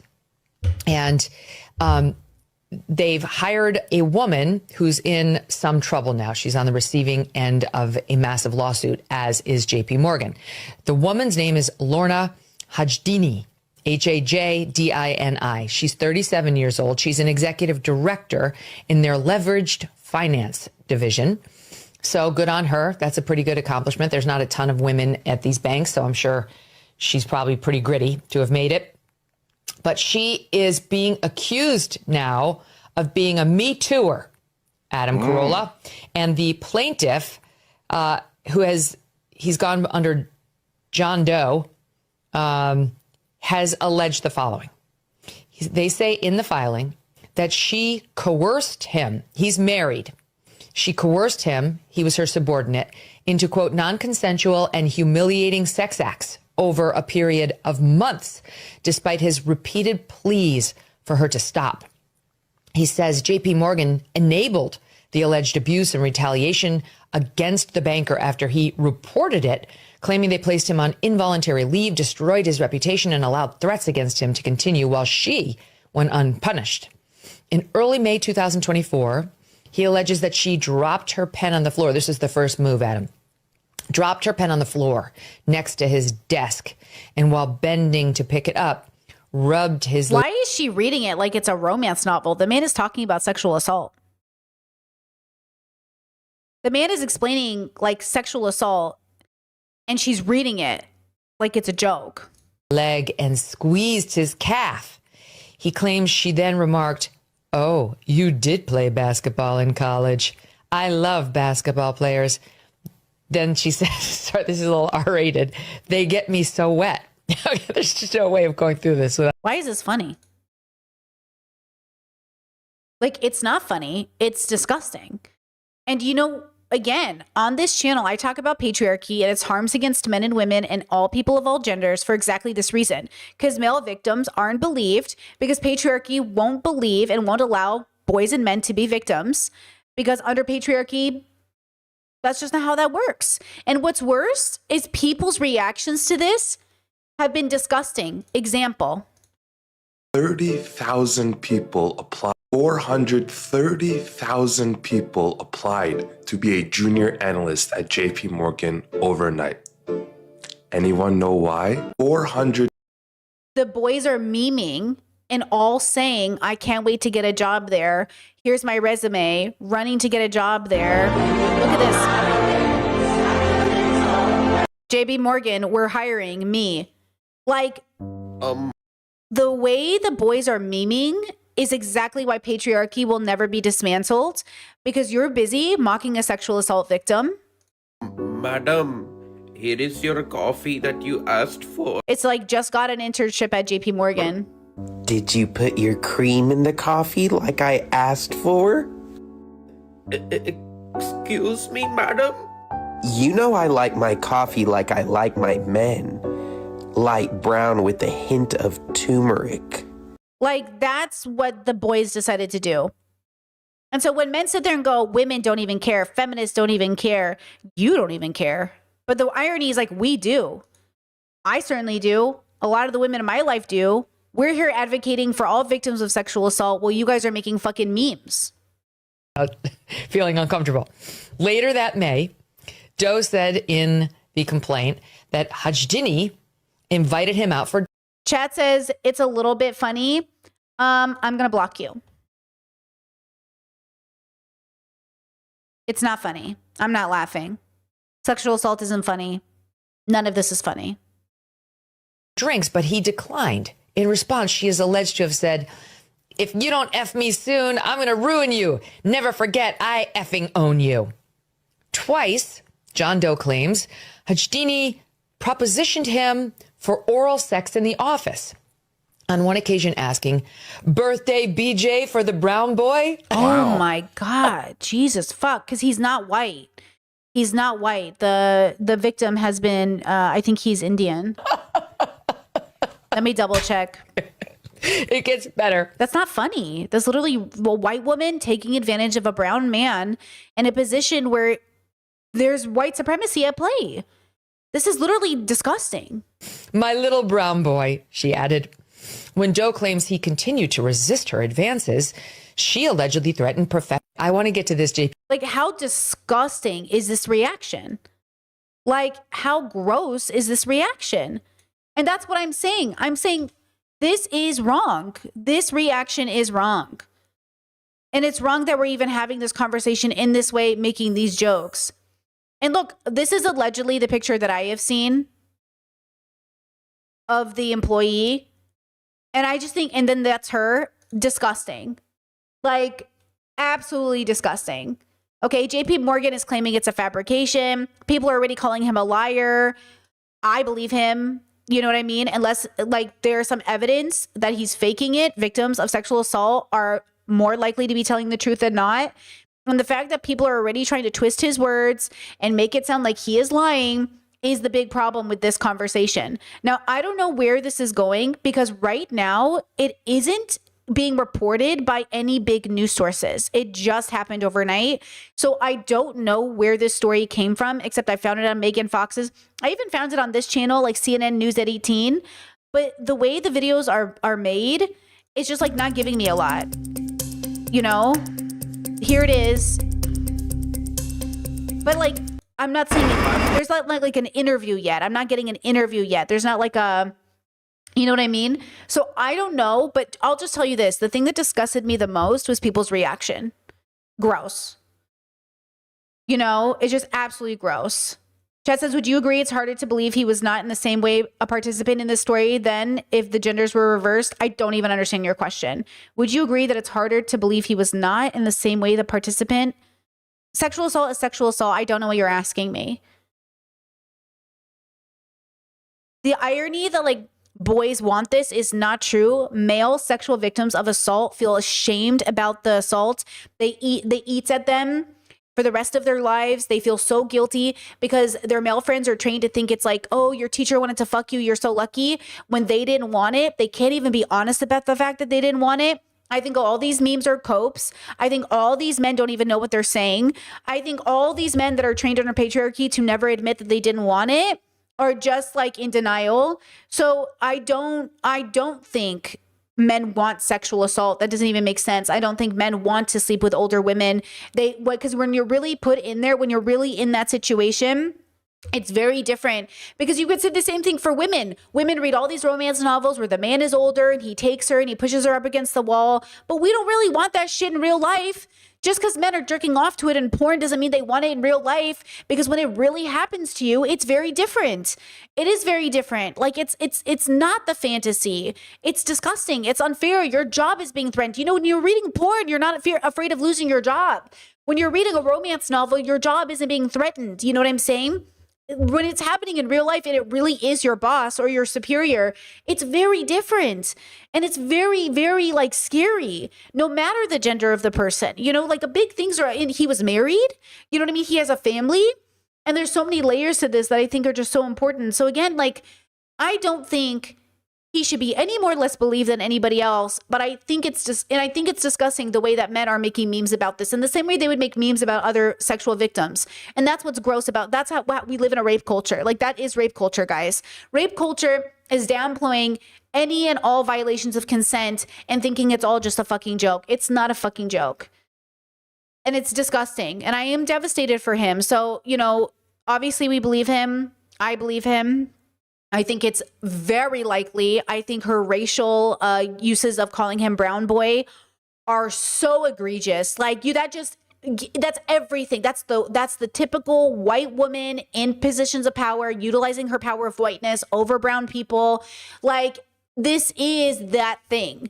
Now, again, obviously, I know some of you are thinking, but what if it's not true? What if it's not true? If it's not true, it's not true. Believe all victims doesn't say we believe all victims regardless of evidence. It's saying we believe people when they tell us what their name is. I believe people when they tell me they were raped. I believe people who tell me they were sexually assaulted. I'm not going to doubt you any more than I would doubt you if you told me your name was Rick. I would believe your name was Rick.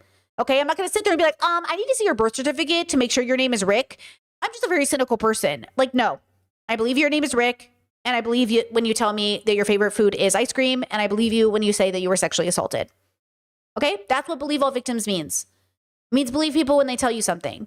Because otherwise, you only deciding you're cynical when it comes to rape is just you, well, basically siding with the rapist.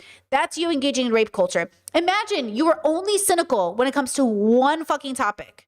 And then you don't think to ask yourself, why am I only ever cynical about this one thing? Okay? Disgusting. Just really horrible. And honestly, devastated for him and devastated for every employee in that same position, because it probably wasn't just him. It usually is never just one person. Usually it can take up to 6 people before one victim speaks out. So he probably wasn't the first. And God knows if they just move her around, he won't be the last. Same thing with priests in the Catholic Church. Those kids who come forward are not the first ones. And when they move these priests around, they won't be the last. So just wanted to bring awareness to that. Just wanted to, once again, when men come into my chat, go, Brittany hates men. And, oh, what would Brittany say if a man was being abused? It doesn't matter your gender. All the rules still apply. Okay? The rules still apply when it comes to sexual assault. Sexual assault is always unethical. It doesn't matter anyone's gender. So you sitting here and talking about how like women don't care about men, you don't care about yourselves. You're busy making memes. You all should be rallying behind this man and reminding people that anyone of any background, of any gender can be put in this position. And that's why workers have to protect themselves on this great day of May 1st. If anything, this story is about how workers should come together to protect themselves instead of you boys all applying for JP Morgan as a meme. This is what I'm saying. Class consciousness, workers' rights. You don't even know when you're being exploited. You blame these billionaires, but they're sitting here laughing all the way to the bank because you literally think that you're like, what? Like they're literally exploiting you. And I don't know what's wrong with you, but you won't see it. And that's why I'm saying we have to do the work. We have to do the philosophical work and we have to do the mental health work because they will take advantage of you forever. Right? Chet says, I didn't think she was a white woman, ? It's obviously disgusting regardless of her race. I didn't think she was a white woman. What do you think she was?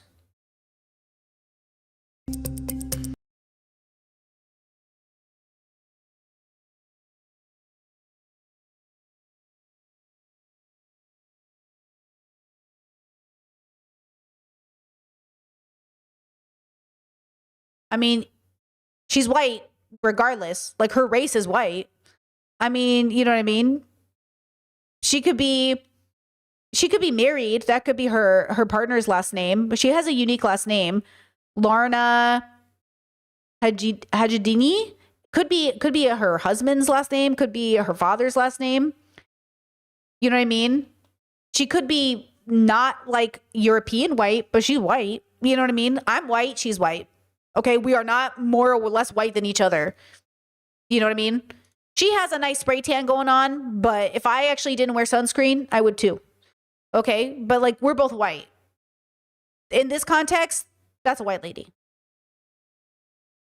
Okay. Okay. Now, with that said,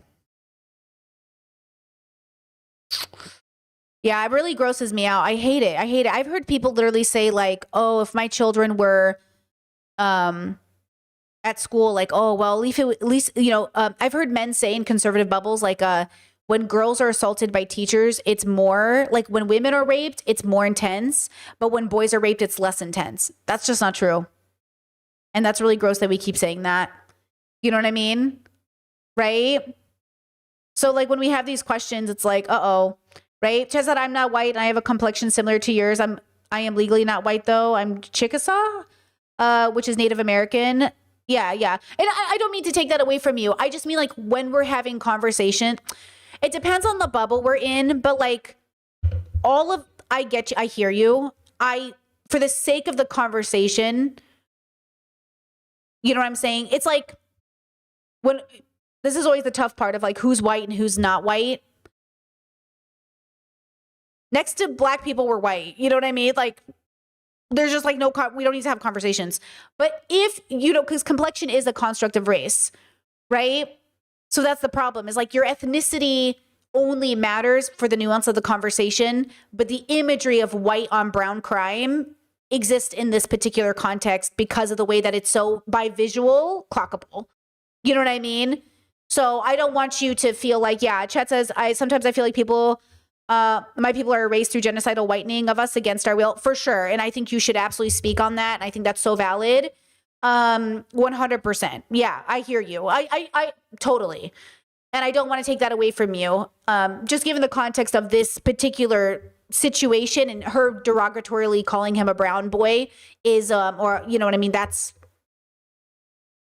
the weaponization of her whiteness. She couldn't identify as brown and call him brown. Do you know what I mean? If she thought of herself as brown, she wouldn't have thought to call him brown. You know what I mean? So then that indicates that she thinks of herself as white because otherwise, you know what I mean? So that's what I was thinking about it from that, you know, from that perspective. Okay, with that said, good talk. Let's, how do I feel? I feel okay. I think I need to stand up for 2 minutes. because I came to stream under the weather. Let me take a walk for 2 minutes. Let me go see if I want to like maybe drink something, and then we'll come back and have this conversation that I think will be very, very interesting, and I'm positive we'll get through. So give me 2 seconds and we'll have this conversation here. Let me get you some Samantha Dragonati for today. Haven't played her in a while. Loop list, shuffle playlist. Okay. Hopefully it doesn't take you to something copyrighted after. I think I got it. Okay, I'll be right back.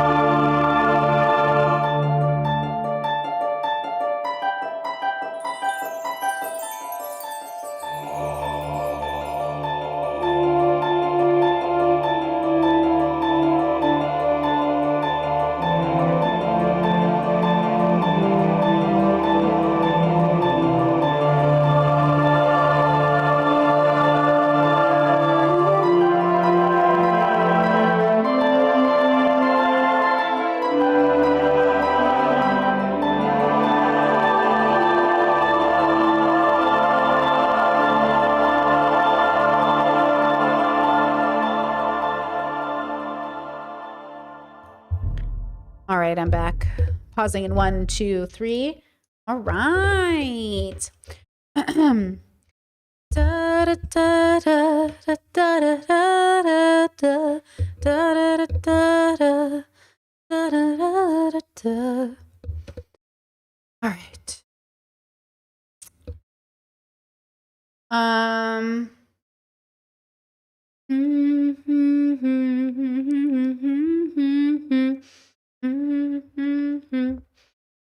Yeah, Cheddar, you didn't sound defensive. You just sounded like you were asking us to take it into consideration, which was reasonable, right? It's fine because I get it, and I'm glad that we were able to talk it through. You sounded fine to me. I wasn't hearing defensiveness. I was hearing sharing, which I appreciate. Okay, now, Joe Budden is a podcaster. He has a show with Mark Lamont and others, and Dr. Cheyenne Bryant, who you've seen on this show. We've talked about her talking about Nick Cannon and doing a collaboration with Cam Newton, and she's very much in this bubble. Actually, I forgot to look it up. I'll look it up while we're watching, but she is a doctor. When you look her up, it says right here, quick Google search, renowned psychologist, life coach, author, and media personality dedicated to emotional healing, self-empowerment, relationship counseling. But yet in this interview, she talks about how she's no longer licensed and does private work, which means I think she's now coaching. There is some controversy related to that. We'll get into it. But what's really controversial about her is how good she looks. That's really why people are mad at her. So this is her Instagram. She has almost 4 million followers. She is very popular. She's really made a name for herself. She is very much in this like patriarchal, heterosexual bubble. She is like, you could say she's in the black bubble. I think that's appropriate to say. She really caters to a black community, black audience. But I think also she tends to work a lot with men. And I think the men she tends to associate with, in my opinion, are just like, they're deeply misogynistic. And so the problem is like, it's not even about, I think it has to do with heterosexuality personally. I think it has to do with the fact that these men are still very like stuck in very patriarchal constructs and capitalistic ones for that. You know, recently Mark Lamont went viral with Joe Budden arguing capitalism. So they're very capitalistic. They're very much about patriarchy. And then here comes Dr. Cheyenne with her very liberal, though somewhat traditional kind of perspective, and they push back on her a lot. You know, they go after the way she looks and her education and where she's from. And so I want us to talk about that today because the clips are going viral. I find it interesting. And I also kind of hope for her. The one thing I hope for Dr. Cheyenne and when I watch her is to get out of this bubble, like out of the heterosexuality bubble personally. And the Cam Newtons and the Nick Cannons, they're just very, in my opinion, narcissistic. She told Cam Newton, you can't create multiple families and not have it be a problem. She told Nick Cannon, because he's diagnosed NPD. They talked about that diagnosis, you know? So she works with like very, you know, and then they're superstars on top of that. They're very, very famous. So now you're dealing with the celebrity brain. And it's just like, it's very interesting to me. But I would love to see her thrive in a feminist bubble. I would love to see her thrive with women. I would love to see her thrive in like a different context. But the reason I think she does well with the men is she's very good at not losing her cool with them because God, they try. They test my patience, and she handles it so much better than I ever could. So like, you know what I mean? They really, these men. Anyways, if for some reason we get copyrighted midstream, I have clips I can show you from TikTok, but let's start with this. So this is a 3-hour conversation. I just timestamped the parts that I think are the most important. So let's go ahead and watch the beginning. Oh my God. Yeah, dog, we ain't doing that today. All right, so joining us today.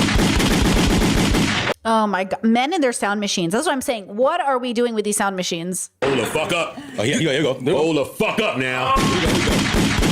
Now you do it, Flip. Come on. Yeah. Come on, Flip. Yeah. Listen, you might have seen it on some other pods, but they ain't this. Oh my God, bro. Yeah. Oh, yo, you was nasty. I always say I'm a hybrid, which is an alpha Hold on. I gotta.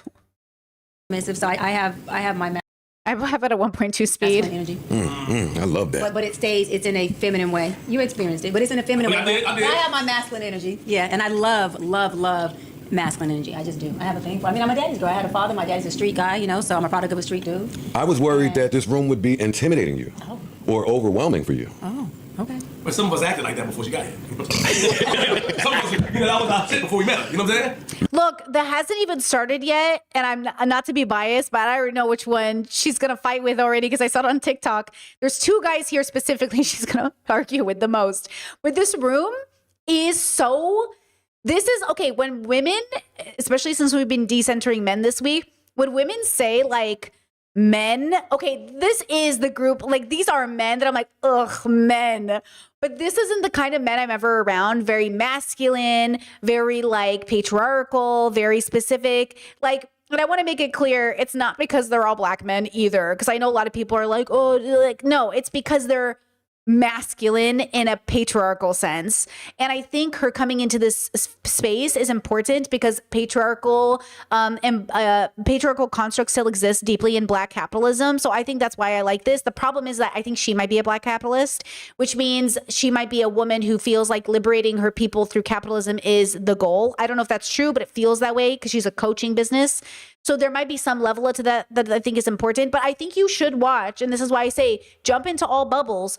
Watch people talk to communities of like for their communities and learn their struggles and realize like all of our communities are struggling from patriarchy and capitalism. It really doesn't matter what your skin color is. Like everything they talk about today, you will hear or have heard in your own communities. Oh, in religion, traditional relationships, women having too many bodies, like all of that is in all of our communities. And so I just love the way she handles herself because this is a lot of energy. Ladies and gentlemen, please make some noise for Dr. Cheyenne Bryant. Honored to have you. Honored to have you. Even the way she introduced herself is saying like, my daddy's a street guy. That's true. I've heard her talk about her dad a lot. Even that's like a play to almost get like being respected. I like my masculine, I like my feminine energy. I mean, same girl, but that's a play to the bubble. That's a play to these men. She's saying, my dad is stronger than you, scarier than you. You can't do anything to me. You know, so she's signaling to the group, right? Thank you for having me. I'm happy to be here. Yeah, let's go. What I said off camera was, I thought that I was gonna have to come in here and chastise you, Joe. Because y'all talk about me a lot on this pod. Oh. And my little brother would show me clips, and I'm like, okay, let me see what the fuck Joe had to say. Because if I got to come on this pod and chastise him on some shit, then I'm gonna run them plays. But I have to say this: you were giving me my props. You were asking inquisitive questions that I think were very relevant, that people want to know, but not from a way of disempowering or bashing or putting down, but from a way of like, I want to know more about this woman. Who is intriguing and she's very interesting in her perspective on things, not from I'm putting her down or I'm attacking her or demonizing or weaponizing her. So I said, well, you know, I mean, I don't have to come up here and chastise you or check you. I can just come up here and interview and give you some love and so yeah. I love it. I prefer it that way. And thank you for being here with us today. Fellas, how y'all doing? Good, man. I'm just happy to see. Damn it. Okay, hold on. I am being copyrighted. So don't worry. I have a backup for this. I am being copyrighted by Joe Budden's pod. No problem. Joke's on you. I came prepared. Okay. So I had a feeling that would happen, but you got the feeling, right? You got the feeling? Okay. Let me show you the viral TikToks and we'll use that as our source. I know it happens. We'll try to get around it. Here's this one and this one. Okay. Let me show you the TikToks that made this conversation end up on everyone's FYP. Okay. So there's this one. There's this one, which relates to this one. Okay. And then there's this one. Okay. So now, first, I was going to introduce her and her credibility, and she was going to talk about her perspective and where she's from and all that stuff. So, okay, look at this part. We'll talk about her work first, and then we'll talk about the guys kind of going in on her. Look at this. Under a license. I no longer practice under a license. I'm in private practice, I'm saying. And that's what people don't understand, right? So just to educate some folks a little bit, a license is really only needed so you can bill insurance. Majority of people who know that in order to bill insurance as a therapist or a physician or a psychologist, psychiatrist, you have to diagnose. So what do they rather do? Pay out of pocket. That's what and so when I realized that, I thought, well, okay, it may create a gap within our community, our Black community, who can't afford health care or afford mental health services. But it also is a way that, you know, as a therapist, two things: you can obviously make what you deserve, because therapy is real. We're giving everything we have in there, and we're unpacking shit, and we're helping you process through things. So it's not us sitting there, well, if you're an effective therapist, saying, tell me more. You should be unpacking, and you should be able to take somebody and drive with them to their goal and give them tools. So anyways, when I realized that, I thought, well, one, I mean, I'll just be out of pocket. Two, when I tell my clients the truth, is that in order to bill insurance, I have to diagnose you. And you only get about 6 weeks. In order for me to get 6 more weeks approval, guess what? And so I'm not saying that folks should, you know, not go get therapy if they have to bill insurance. Get the help that you need. I advocate for that. I advocate for therapy being a lifestyle, not just a intervention, right? It should be a preventative measure. But I am saying that for me, I'm in private practice. I make much more money. It allows me to have more leverage and really be hands-on with my clients. I'm not binded by BBS, the Behavior Board Science rules and regulations and ethics. And so it just opened up a whole nother, floor in industry for me. I know. Okay, so obviously this was very controversial. This was the first controversy. This is very controversial for a lot of reasons. I do think it's a red flag. I can see where she's coming from, but I do question the ethics of this. Obviously, now she is not to be held accountable by a board. She could be causing a lot of danger to her clients. We do not know. She is not licensed, or she is not now practicing with a license, i.e. the board is keeping track. So I do question a lot of this, but don't take my word for it. Let's listen to a medical professional talk about it. This is Raquel Martin, PhD, and she takes issue with this. She's also a Black woman, so I wanted to use her as well. And I would just say this. I will say one thing that she said that was really important is that my therapist diagnosed me with borderline day one so she could bill my insurance. That's why I say I don't really believe in some of these diagnoses if they're made to bill insurance. I'm not saying I'm not borderline, but I'm saying I'm only borderline because she had to bill my insurance. That's the only way that one session, you clocked me in 45 minutes as borderline. Now, it didn't matter to me because I still did DBT and it saved my life. So I also don't care. But also the stigma of being socialized, or the stigma of borderline, is the problem is, you know what I'm saying? So I think we should keep that all in mind. Okay, here's the stitch. So they're going to play a little bit of the original clip and then a stitch. A license. And why Right now I'm wouldn't in you? private practice, I'm saying. And that's what people don't understand, right? So just to educate some folks a little bit. Word it a little bit. Professor Okay. of Sciences. And my name is Dr. Raquel Martin. I'm a licensed clinical psychologist, professor of sciences, and podcast host who specializes in Black health and well-being. And I want to break down a clip from the Joe Budden podcast featuring someone who presents herself as Dr. Cheyenne Bryant. But before we dive in, I want to make something incredibly clear. Having a doctorate does not mean someone is a licensed mental health professional. You can have a doctorate in literature and be unlicensed, and you are still a doctor. You can have a doctorate in education and hold an LPC, being a licensed professional counselor, and you are a licensed mental health professional, and you are still a doctor, but your doctorate is not in psychology. When evaluating anyone's credentials, it's really critical to look at two things: what their doctorate is actually in, and whether they hold a relevant clinical license. In this case, the person you're about to hear from is unlicensed. I'm going to break down why that matters and why this particular message is harmful, especially to the Black community that she claims to be serving and that I actually serve. I would probably say, based off of my assumption, that Cheyenne is supplying celebrity people with therapy or help, coaching. And I have a feeling that Dr. Raquel is serving her local community. So I have a feeling this is why I do take an issue with Cheyenne's brand, is that it might be a sensationalized capitalistic brand rather than a holistic. Even though Cheyenne has said a lot of really good things, I just think that I'm getting more capitalistic focused rather than community focused. A license is really only needed so you can bill insurance. That is incredibly misleading. Yes, you do need a license to bill insurance, but that is not why licensure exists. Licensure protects you. It means I have completed specific education and supervised clinical hours, passed rigorous exams, and I'm accountable to a regulatory board. Exactly. If I breach confidentiality, if I cross ethical boundaries or harm you, you have somewhere to file a complaint and be sure that I'm held accountable. Exactly. A license is not paperwork just for billing. It's a consumer protection. When someone drops or loses or no longer has a license, they're not solely avoiding the insurance hassle. They're also removing your recourse if something goes terribly wrong. Not binded by BBA. Now, I understand, and I just want to come in here. I do understand that there is a hope within some communities to go around legal institutions in order to help community members in ways that the institutions won't help, right?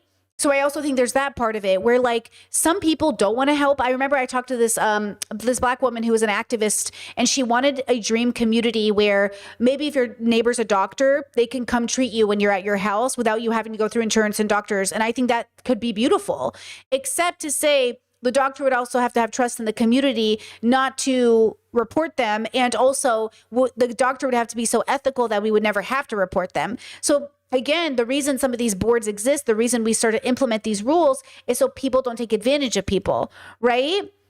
And so there's these, you know, there's this thing. And then Chad says, I doubt she's charging less for said clients though. Well, Cheyenne literally said, I'm charging more, right? So Dr. Cheyenne said she's specifically making more money. So that's the thing. I bet she's charging like $1,000 an hour to celebrity clients like Nick Cannon. So that's what I think is what I have a theory about, is I have a theory that she's appealing to a celebrity audience. Like, I highly doubt she is working for somebody who can only get $45 an hour, but maybe she is, maybe she is. the behavior board science rules and regulations and ethics. And so it just opened up a whole nother, Oh, chat said that was for the above chatter. My bad. floor in industry for me. And she's also saying this like it's a good thing. I want to state something really important. Ethics codes exist to protect you from exploitation and boundary violation and providers practicing outside of their competence. When someone celebrates being free from ethical oversight, I want you to think of that as a red flag, a flashing one. It's a warning sign because those rules exist because real harm happens. And I do think there's some part of this where we know our communities. I think she's right. Like, I want to say that I agree with Dr. Raquel. And I'm sure Dr. Raquel has taken into consideration that the historical white supremacist medical community has also barred people of color from getting the proper care needed, Black people in particular, from getting the care needed. Licensing boards and agencies have also penalized Black women from braiding at home compared to working with facilities. So, like, we know that systems of oppression play into these dynamics. And in some ways, Dr. Cheyenne could be maybe, in my good faith brain, wants to believe she's like tackling white supremacy because of this, but I doubt it. So then the issue is, if neither group is worried about tackling white supremacist rules about licensing, then the only negative implication is that Dr. Cheyenne is taking advantage of people, which I would hope isn't true. When they're not in place. So celebrating that you don't have to be accountable to that should be concerning to you. Yeah. As a therapist, two things: you can obviously make what you deserve, because therapy is real. We're giving everything we have in there, and we're unpacking shit, and we're helping you process through things. So it's not us sitting there, well, if you're an effective therapist, saying, tell me more. You should be unpacking, and you should be able to take somebody and drive with them to their goal. And here's another thing. She keeps calling herself a therapist, and in most states, that's actually illegal without a license. You cannot legally use the title therapist or provide psychotherapy without licensure. What she's describing now is coaching, and coaching and therapy are fundamentally different. Coaches help with goals and accountability. Therapists are trained to diagnose and treat mental health conditions, trauma and depression and suicidality. And Which is why I say therapy is mental health. Coaching is more like philosophy stuff, like, lifestyle stuff. Therapy is think your brain. psychosis. If someone with untreated bipolar disorder or PTSD thinks they're getting therapy from a coach, they're going to be seriously harmed. These are actual conditions that go undiagnosed and untreated, especially within the Black community. My clients, the truth is that in order to bill insurance, I have to diagnose you.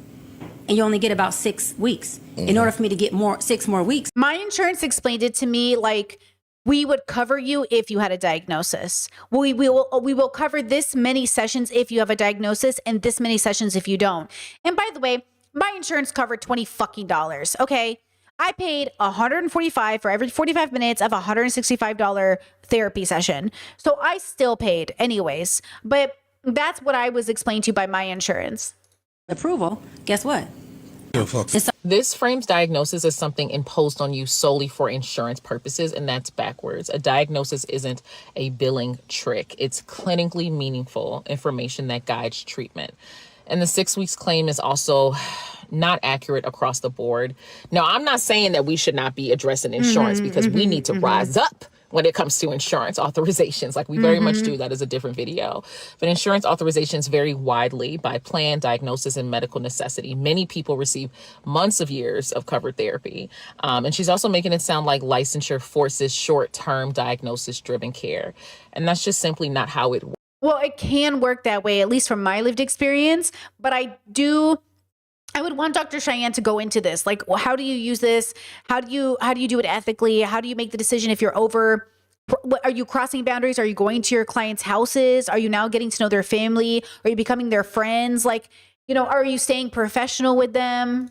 Works as someone who is actually a licensed mental health professional. Majority of people who know that in order to bill insurance as a therapist or a physician or a psychologist, psychiatrist, you have to diagnose. So what do they rather do?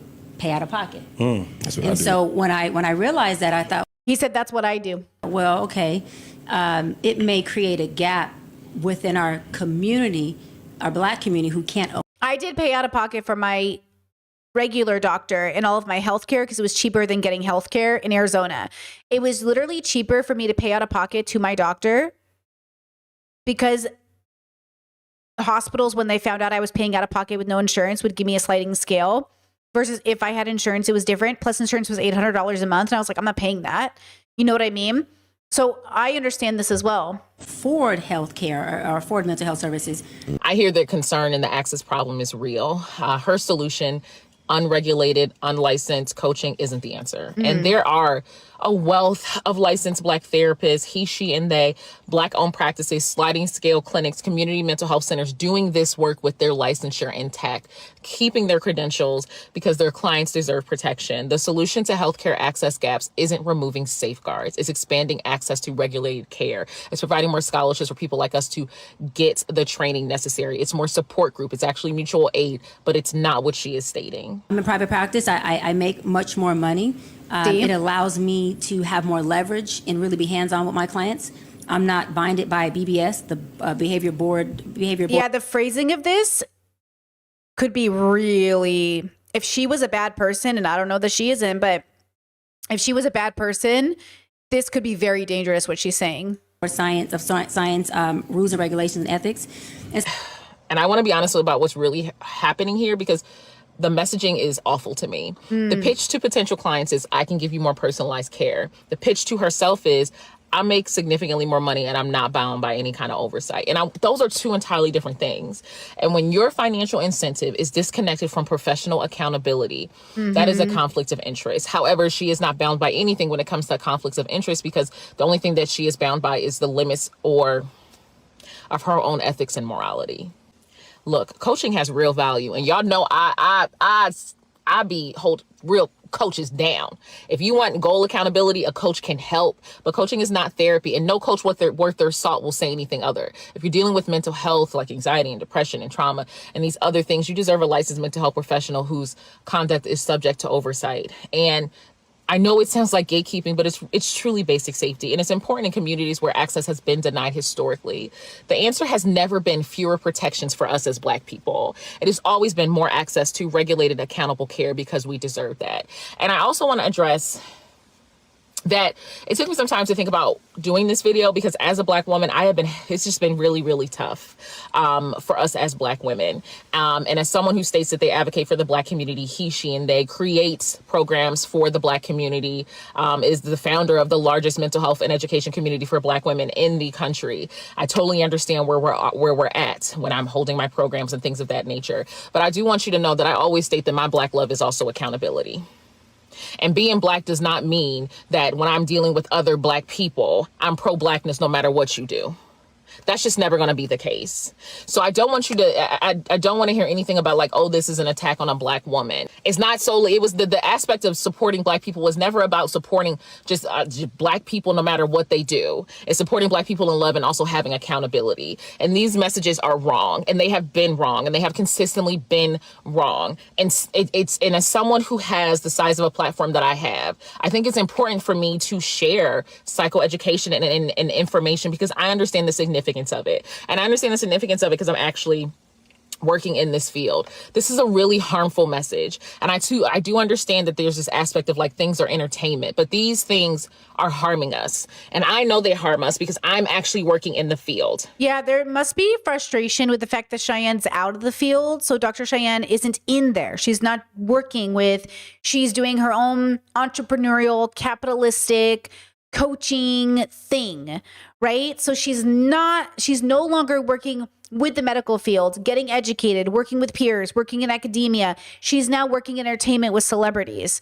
And it's very like Dr. Phil of it. Like Dr. Phil gave up his license so he could do his show, because you guys can't hold a license and do a show like that.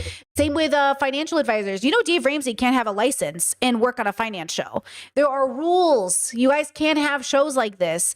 You have to give up your license because certain entertainment shows, they bypass the ethics of what you could do as a therapist. That's why Jordan Peterson got his license threatened, because he was, as an active licensed therapist, doing things unethical on his shows.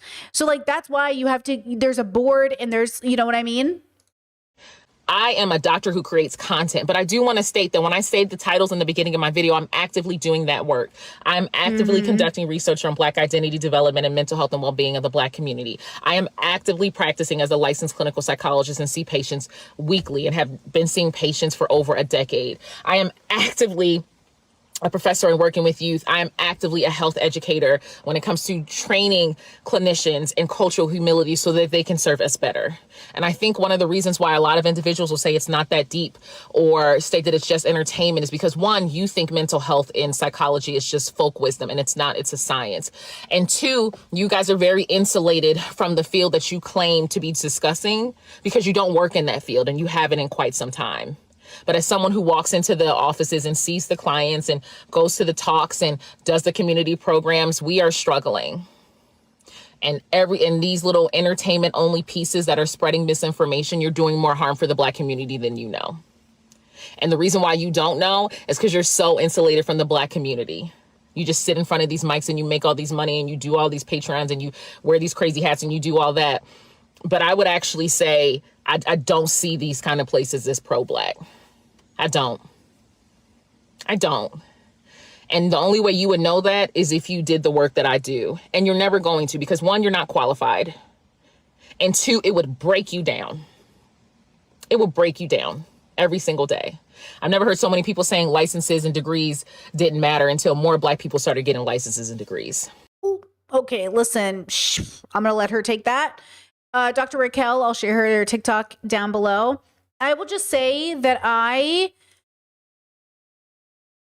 do think there's such an important difference between people really studying and caring about a community and people who are entertainers. And it's why I separate my entertainers from my educators. Dr. Raquel, educator. Dr. Cheyenne, at this point, entertainer. And that's okay. And there are questions I have about the capitalism of it all. Okay? So now, let me show you this because I got copyrighted by Joe Budden. We might try to go back and try to see some of it, but also let me do it this way.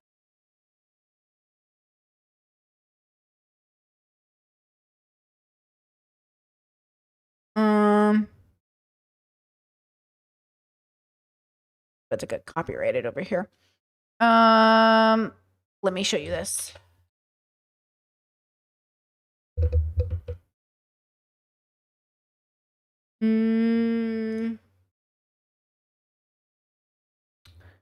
See if I can find it. This one. Okay, so then she was criticized for the way she dresses as a professional, which I want to talk about. Okay, and here it is. I posted it. It's also different because you did post it on social media, no? I posted it, yep. Yeah, I don't think there's anything wrong with what you were wearing, by the way. Yep. But like you said, that you got to be Dr. Cheyenne Bryant on social media, on the pod, on so on and so forth. But then this kind of infiltrated that because you posted it. Well, that's the only point I'm speaking to. I got you. Completely fine. I like when you talk because you always come with the white privilege, you know, very different perspective. So I like it. No, see, I wasn't saying that to poke. I like it, Ish, because he comes with a different perspective. Who says that? Me. It's the truth. He comes with a different perspective. Was it with white privilege? Yeah. White privilege perspective. Where's the privilege part? Hey, don't get him on her, yo. Yeah, she got it. I'm trying to ask why. Cream and cream. Hey, yo, cream and cream. No cream and white. If you want to ask, Nigga, the fuck? Yeah, I want to understand why would it be dignified as white privilege? That's it. I don't care about that part. I care about the question. He doesn't care about it. If you don't care, then fuck it. So the reason why I said that was because white privilege is exactly not knowing that your perspective is standing on a certain level of, you know. You don't have to be judged in that way. No, privilege. A certain, no, not prejudiceness. I said privilege. Oh, okay, privilege. Yes, privilege of, you know, you shouldn't have done that. However, you posted it, and I have no problem with that, but I'm just saying, but you posted it, and you know, well, what you're really saying is that you're similar to like the cheaters. So when I say white privilege is, they put things out there, right, to feed a message but then they pull back as though that's not the message that they're delivering. That is the privilege of manipulation. So can we get back to his comment? That's how I see it. But it wasn't a pun intended like I don't like him. I was just saying that's what happens when you come from a perspective of privilege. Just like you guys are saying my superpower that I use, right? That is that is direct reflection of how I'm saying he's using, when I say white privilege, is that's his superpower of the white privilege in the way he can say things, knowing he's teeing it up to say, you're speaking like a cheater, or hold on, that outfit was a little inappropriate because you're a professional. But I don't think it was inappropriate. No, I got it, but you're the one that posted it.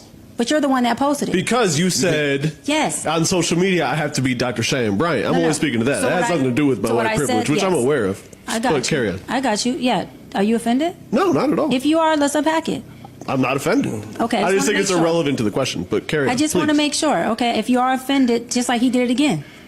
I said, hold on, wait, baby. I said, you want to unpack it? Guess what he said? Go. Hold on. Because he said, no, I'm not offended by it, but I do think it's irrelevant to the question. That means you were offended by it. I'm not. Okay. Can we move on? Please. Okay. So to answer your question, I posted it, but that's not the first time that I posted something that's revealing. I post bikini shots. Pause. Look at her Instagram.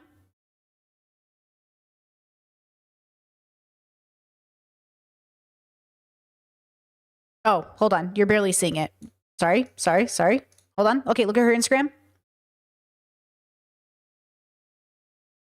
I mean, I would hardly say it's a very revealing. She feels very, very professional Instagram, very like, she's obviously very beautiful, right? She's obviously very colorful, but I would say it's all pretty, you know, this is the picture. Like, this is the one that was controversial, but genuinely like this one's a party dress. Like, she's at a party event, right? So like, it's I think it's fine in the context, right?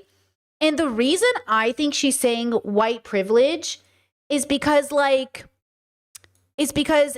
when it's a black woman, this is me speaking, tell me if I'm speaking out of turn. When it's a black woman and she's dressing like that, now it's inappropriate. But when it's a certain type of other woman, okay, when it's a certain type of other woman associated with certain people, okay, when it's an award show, having side chicks and having girls and having supermodel wives, oh, well, now that's just classy, okay? When people on the red carpet, when people at award shows have see-through clothes, oh, it's just as professional, it's artistic, it's avant-garde, it's like, ooh, wow. But when she does it, all of a sudden it's like, ooh, is she a professional? And that's where I think she's talking about white privilege, because it feels a little bit like, why are you even talking about what she's wearing when she's heading to an event where it makes sense she could wear something like that, which I do think is different than Therapy Jeff telling us how he wants his dick played with. You see how Therapy Jeff can get on the internet and talk about how he wants his dick played with, and we're like, excuse me, that's not professional. But her dressing up at a party event as an adult and a grown woman, these are not analogous. These are not the same thing. Okay? So I feel like what Therapy Jeff did, fucking inappropriate. I don't want to hear it. What Cheyenne did, Dr. Cheyenne did, is different. She's going to an adult event and an adult social arena wearing an adult outfit, which I have worn, by the way, a lot in my 20s. I have worn almost the same exact outfit many, many times at events. Exact same outfit. Like, literally, I think I've worn this type of outfit like dozens of times in my life. You know what I mean? I have some right now in my closet. And I'm just saying, like, this can be very appropriate for a lot of situations. Okay? So when I hear white privilege, all I'm translating it through is the lens of when a black woman does it versus when a white woman does it. And also given the position she has as, quote, Dr. Cheyenne Bryant, like, I think it's, why is he questioning her? Like, why is he questioning her is the question. I post things on my story when I'm in my backyard in my pool. I post things when I'm on my yacht. I post a lot of different things. And I do think, like, white culture thinks professional looks different than, and that's the whiteness part of it, but white culture is diverse. White culture professionalism looks very diverse. There are white bubbles where dressing up in high heels with your boobs out is professional. They are. Okay? So when he says it the way he says it, it feels like he's trying to say she's not worthy of what he thinks white professionalism looks like. I just do it in sprinkles. I don't do it all the time because I'm not an influencer, right? I'm a doctor of psychology. But I do it on purpose because, one, that's the reality of who I am. And I want my clients and people who hire me and book me to be hiring me for me. And also, I'm not going to live in dogma. So I don't care who doesn't like my opinion. I don't care who doesn't like the way I dress. What I want to attract are my people and my audience. Because in my audience and in my people and in my space, I could be free. And a woman like me, I thrive in freedom. Exactly. Like, think about it from a liberation perspective. Like, guys, how cool would it be to have a therapist that was tattooed with pink hair and nose piercings? Like, that would also be cool. You know, as long as they're serious about their job, I would love if they looked, you know, like me, or if they were openly like queer in their presentation, or openly autistic in their presentation, you know, if they were allowed to engage in like embrace, as long as it was professional. As long as it was professional. And I think that's possible. I think you can be professional and show up this way. You know what I mean? I think you can do this. I don't thrive in incarceration. So I will never be in prison. Yes, her yacht, because she's fucking a capitalist, bro. That's my biggest criticism is Dr. Cheyenne is she's a capitalist. And so she engages in patriarchal bubbles with these people. And I think they're all capitalists, which is the problem. Like, Joe Budden is a capitalist, right? Or incarceration to anyone's thoughts. So what I do is I actually show exactly who I am so that I can attract those who are conducive and compatible to me. Because I don't want to have a filter. I don't think you should have to. Yeah, like even like with you, right? What I said. And if you were offended, I want to say that I apologize. Oh, thank you. I wasn't offended. Because I feel like the passive aggressiveness said that you were. So I'm okay with that. But let me say this though. Let me say this. Hold on, let me say this. Because let's say you and I have a friendship, right? Let's say we have a friendship and we go to eat and do our thing. I want to be free to say that white privilege shit, and you laugh it off and don't personalize it. I don't want to be, not that you weren't, but I don't want to be in a presence, or I'm not going to create a brand or create a false narrative about myself. And then when I go places, I have to carry my mask everywhere I go. I'm not doing that. That's why when people get me on their pods, or they get me to speak, or I'm speaking at the corporate events, or speaking in church, or I'm on tonight's conversation, one thing they can say for sure, Doc is Doc. You're going to get me. You're not going to get anything that's fake. It's also different because you did. So obviously, I do think this is very important. This is what I was trying to make. I was trying to make this point like a year ago about professionalism. I think you can be professional and have blue hair. I think you can be professional and dress this way at a night event. I think you can be professional and do all types of things. I think the line of professionalism is hard because it's all different bubbles and expectations. And also, like, the line really is going to look different for all of us. I mean, I had my brother, a realtor did show up. That's why I was thinking about it. A realtor showed up and he was so shocked at the way she was dressed. He was like, what is going on? And I was like, it's just what professional looks like in that bubble. He was like, but it wasn't professional. She wasn't dressed professional. And I was like, that's because you're from California. And in California, yeah, she couldn't dress that way. Like, you know, not the Real Housewives, the realtor shows like Selling Sunset in Orange County, they don't really dress that way. I mean, it's for the TV show. They even say it. They say no realtors are dressing this way. It's just for the TV show. And that's why it's so crazy, because no one actually looks like that. Okay. And that's what I'm trying to say to everybody. Like, just because it's sensationalized for entertainment doesn't mean this is really happening in real life. And that's the part where people have to remember, like, you find it fascinating. And that's why they make TV that looks this way. And that's my only, like, critique of entertainers is like, you're selling a narrative that is true that isn't true. You're only doing this because it's viral. You're only doing it because it sells views, right? And so I get it. Like, I totally get it. But keep that in mind as a viewer, right? Okay, now another criticism that she was facing, let me go here, or not criticism really, but the men arguing with her. Here's this. Okay, here are these two scenes. Anything. With anything. I was in anything.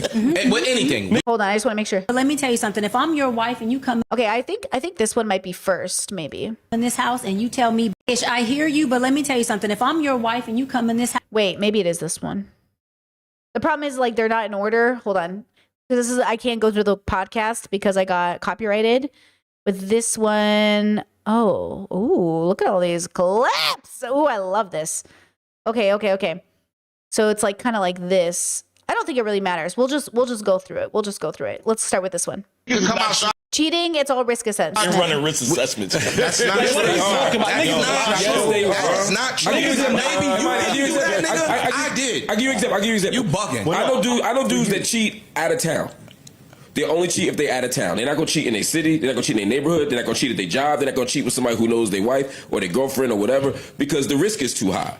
Yo, I hate. That's, you know what? That's You risk niggas- assessment. No. See, now y'all gonna make me.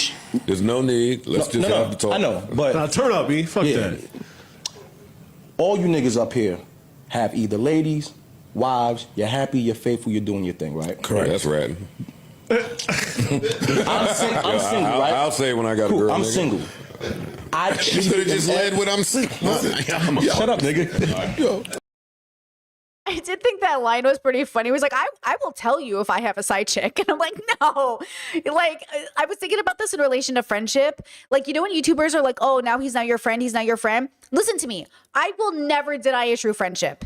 If somebody was really my friend, I will make it so fucking clear they were my actual friend and I'm devastated. But if somebody's like a fake fucking friend, I will be like, we were never really friends because we weren't. But I will never deny a real friendship. I will never deny that I was really friends with somebody who ended up being bad if they ended up being bad, right? It kind of feels that way with Joe right here where he's like, look, if I have a side chick, I will tell you. And I was just like, versus like, and this guy's like, well, you have one. He's like, no, I will tell you. It's just kind of funny. I've cheated in every single relationship. Okay. Right? Good brag, bro. Love a brag. Jesus. Okay. I've said it. Yeah. It took me that one relationship where I cheated and I cheated in the worst way to fuck her up. I witnessed what that looked like to that woman. Yeah. Right? To the point today where we clown and we joke, but I'm no longer going to get into a relationship if I'm not going to meet the person that I'm not going to be faithful to. So yes, I'm outside, I do my thing.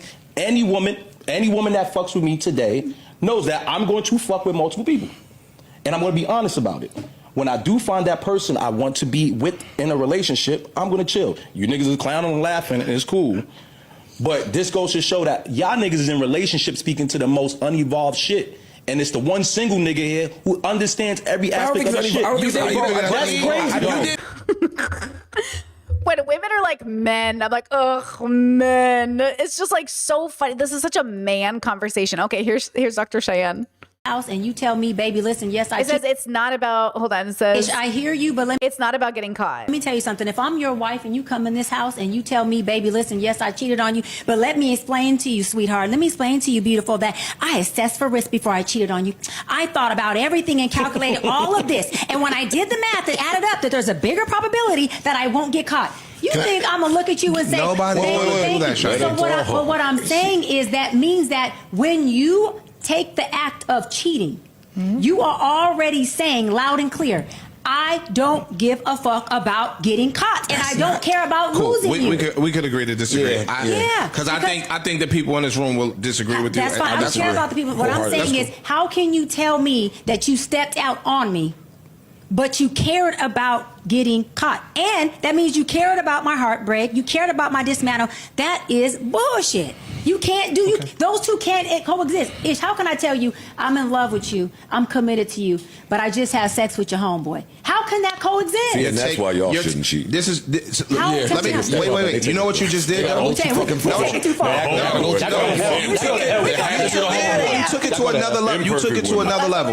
You could say to your dude, yo, I was in New York City, and if you get caught, I was in New York City and I slipped, whatever. I slipped. You know what? Yeah. Can we move on? Yeah, can we? I got a question for you. I'm sorry, I apologize. No. I'm just not going to be here long. No, I was saying, go ahead, yeah. In relationships, you said you don't cheat.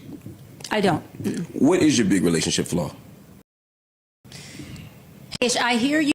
Okay, literally, the way people talk about stuff, that's why I say, like, okay, when you're ready, no rush. When you're ready, believe people when they tell you who they are. Because I really do think we're taught, because of patriarchy, to believe we can change people. Men are taught they can change women. Women are taught they can change men. You can't change anybody. People change themselves. So believe people when they tell you who they are. And that's what I think is so important about all of these conversations. And look, I'm glad that we get to see them. I'm glad we get to have these convos, because I think all of us could learn from it 100%. And I think what we can learn from it too is the fact that people really don't hear themselves when they talk. Like, I think this man in particular really thinks like he's like a good dude, right? So look at this. I would anything. With anything. We can come outside and running risk assessments. That's not true. That's not true. Maybe you did that, nigga. I did. I give you an example. You bugging. I know dudes that cheat out of town. No, I hear you, but let me wait. Again, from a nigga that cheated a lot in their life. Why do cheaters never feel guilty? Yo, you could have more than one side chick. It was a point in time you could have 15, 20 side chicks. Were they ever low? It's 2 reasons, and it's greed. Huh? Were they ever the loaf for you? No. They could have been equal honey buns than what I already had at home, but I wouldn't necessarily call my chick a crumb and call him the loaf. Wait, hold on, pin that, because you said you wouldn't call your chick at home the crumb and then the loaf. But that doesn't mean that woman, in the essence of if your woman at home wasn't your chick, isn't really the loaf. When I say the loaf, it's just... I said it varies per woman. Yes. You understand what I'm saying? So it's not just this general that my girl that I'm seeing is the crumb and this girl is the loaf. That my girl could have been a loaf, shorty could have been a crumb. She just was a crumb with a fat ass. And so all of these things are situational. Like, you know what I'm saying? It just don't fit this one. I got a question. It's for all y'all, but this is for you since you're talking about this. Why is it that you guys don't have a problem with stepping out and penetrating another woman and dismantling and ruining your entire home with your woman or your wife, but you damn sure got a problem with keeping it 100 that, listen, my wife is the crumb. And this side chick that I'm screwing, she happens to be the loaf. Hold on. One thing you just said. A lot of times the nigga cheat because he don't want the wife to find out. You saying it and wrecking his whole relationship at home. In that moment, he's thinking, I'm going to get away with this and she will never find out. Do y'all understand cheating? It's like committing a crime. A nigga not going out committing a crime under the guise that I'm going to get caught. A nigga is robbing this bank because he think he's going to get the spoil. So that's why I say when men cheat, they cheat in relationships they want to keep. And when women, quote, cheat, the relationship's already done. A lot of women cheat, like, because the relationship died. You know what I mean? There are men who are literally cheating, thinking they're going to get their cake and eat it too. And I'm saying all cheating is bad cheating. But why you're cheating and how you're engaging with it matters. I also think there are a lot of shitty men out there that will cheat on their wives and then play victim, which I've seen. And I think there are a lot of people that cheat because they're raised that way. Their parents cheated, their grandparents cheated. They don't have any example of a healthy relationship. They think cheating is normal. So you have to decide which bubble are you in. But I would say abuse and toxicity exists in a lot of people's families. So you also have to recognize that as well, right? Rise Again with the super chat says, hi, fellow men, we have moral. Can we have, hi, fellow men, can we have morals, please? Well, and you got to work on those morals. You got to work on those things. You got to say to yourself, why do I believe this? Like, why am I even having this conversation? I mean, these men are grown, they have gray in their beards, they're not in their 20s, And so when we're watching them have this conversation, I think what's eye-opening, and look, Dr. Cheyenne's been engaged twice, never married, and people often mock her for this. And I think it's interesting that instead of praising her for making sure she didn't pick the wrong partners, even though I think I would have had a conversation about why we got engaged first, but I think that's normal in society, right? We get engaged and these things follow. But I think there are a lot of, I think Dr. Cheyenne is also fighting a lot of the problems in her own life, in her own bubble. But I think it's interesting that people shame her for not making a commitment to people she knew wasn't right for her. And I think that's interesting, right? Okay, let's watch more. That's a question. If you're asking me, that is. And we're watching it like this because I kept getting copyrighted on the podcast, but I'm not getting copyrighted for the TikToks. That's exactly what I'm saying. But not for you to be in a box and not for you to appease anybody else. I think but that's not a box? But listen to me. I think with your newfound success and your newfound level of fame, unfortunately, that's the life we chose. You can go do all of those things to feed self. You just can't do it like the next chick. I think it's also different because you did post it on social media, no? I posted it, yep. Yeah, I don't think there's anything wrong with what you were wearing, by the way. So they're saying like you're getting this backlash because now you're getting the reality of people looking at you. And maybe it's true. Maybe she dresses in a way that doesn't coincide with where she wants to be in terms of professionalism, or maybe she's going to rework what professionalism should look like, right? I would say that it would be unprofessional for her to show up to her therapy well, she can't practice therapy as an unlicensed person, but her coaching event may be dressed like that. Maybe, or maybe not. Maybe as a coach, she can look like that. Because I kind of think if the world was all girls, she could show up like that to work. But then, or if the world was all gay, Like, she could show up to a meeting like that and it might make sense, unless she was also being inappropriate. But like, that's the question, is like, in what situation? So then the question is, okay, what should the standard be when you know you're working with a diverse clientele? And then the question is, like, the diverse clientele will dictate what's the right way to show up so everybody wins, versus if I just have a specific clientele that's specific, then I can dress a particular way. But again, I think it's not even what you're wearing, it's how you sit when you're wearing it. It's how you look when you're wearing it. It's how you use your voice when you're wearing it, right? What I think, I love that. I can't say, but collectively from the men I've been in relationship with, it's been that I will leave. And I've had every single... So Mark had asked, what's your relationship flaw? Oh man, even both my fiancés say, I don't care if you get mad, I don't care if you go off, I don't care what you do. And I'm even go a step further, and y'all could, feel how you feel about it. I've even had, men say, I don't even care if you step out.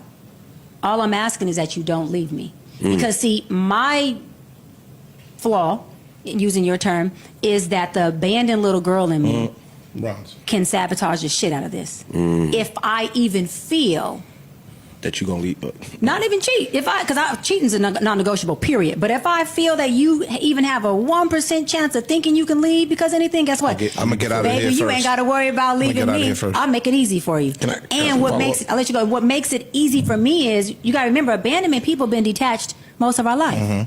Also, I just want to say, this is so important to know in your relationship how things play out, but also to know where you are in terms of the healing space. So like, my issues or my partner's issues or whatever we're going through, it no longer impacts the marriage in any real way, because we know what it is when it happens. So like, if you have a bad knee from doing sports and it acts up, you're not going to assume it's knee cancer. You're going to know what it is. Same thing with childhood trauma. If something comes up, we're like, oh, hey, I know what this is. So now we don't have to guess worst like, so, oh my God, you're leaving me. Oh my God, you're abandoning me. Like, I know you're not abandoning me because I know I have an old knee injury. So it's like learning this, right?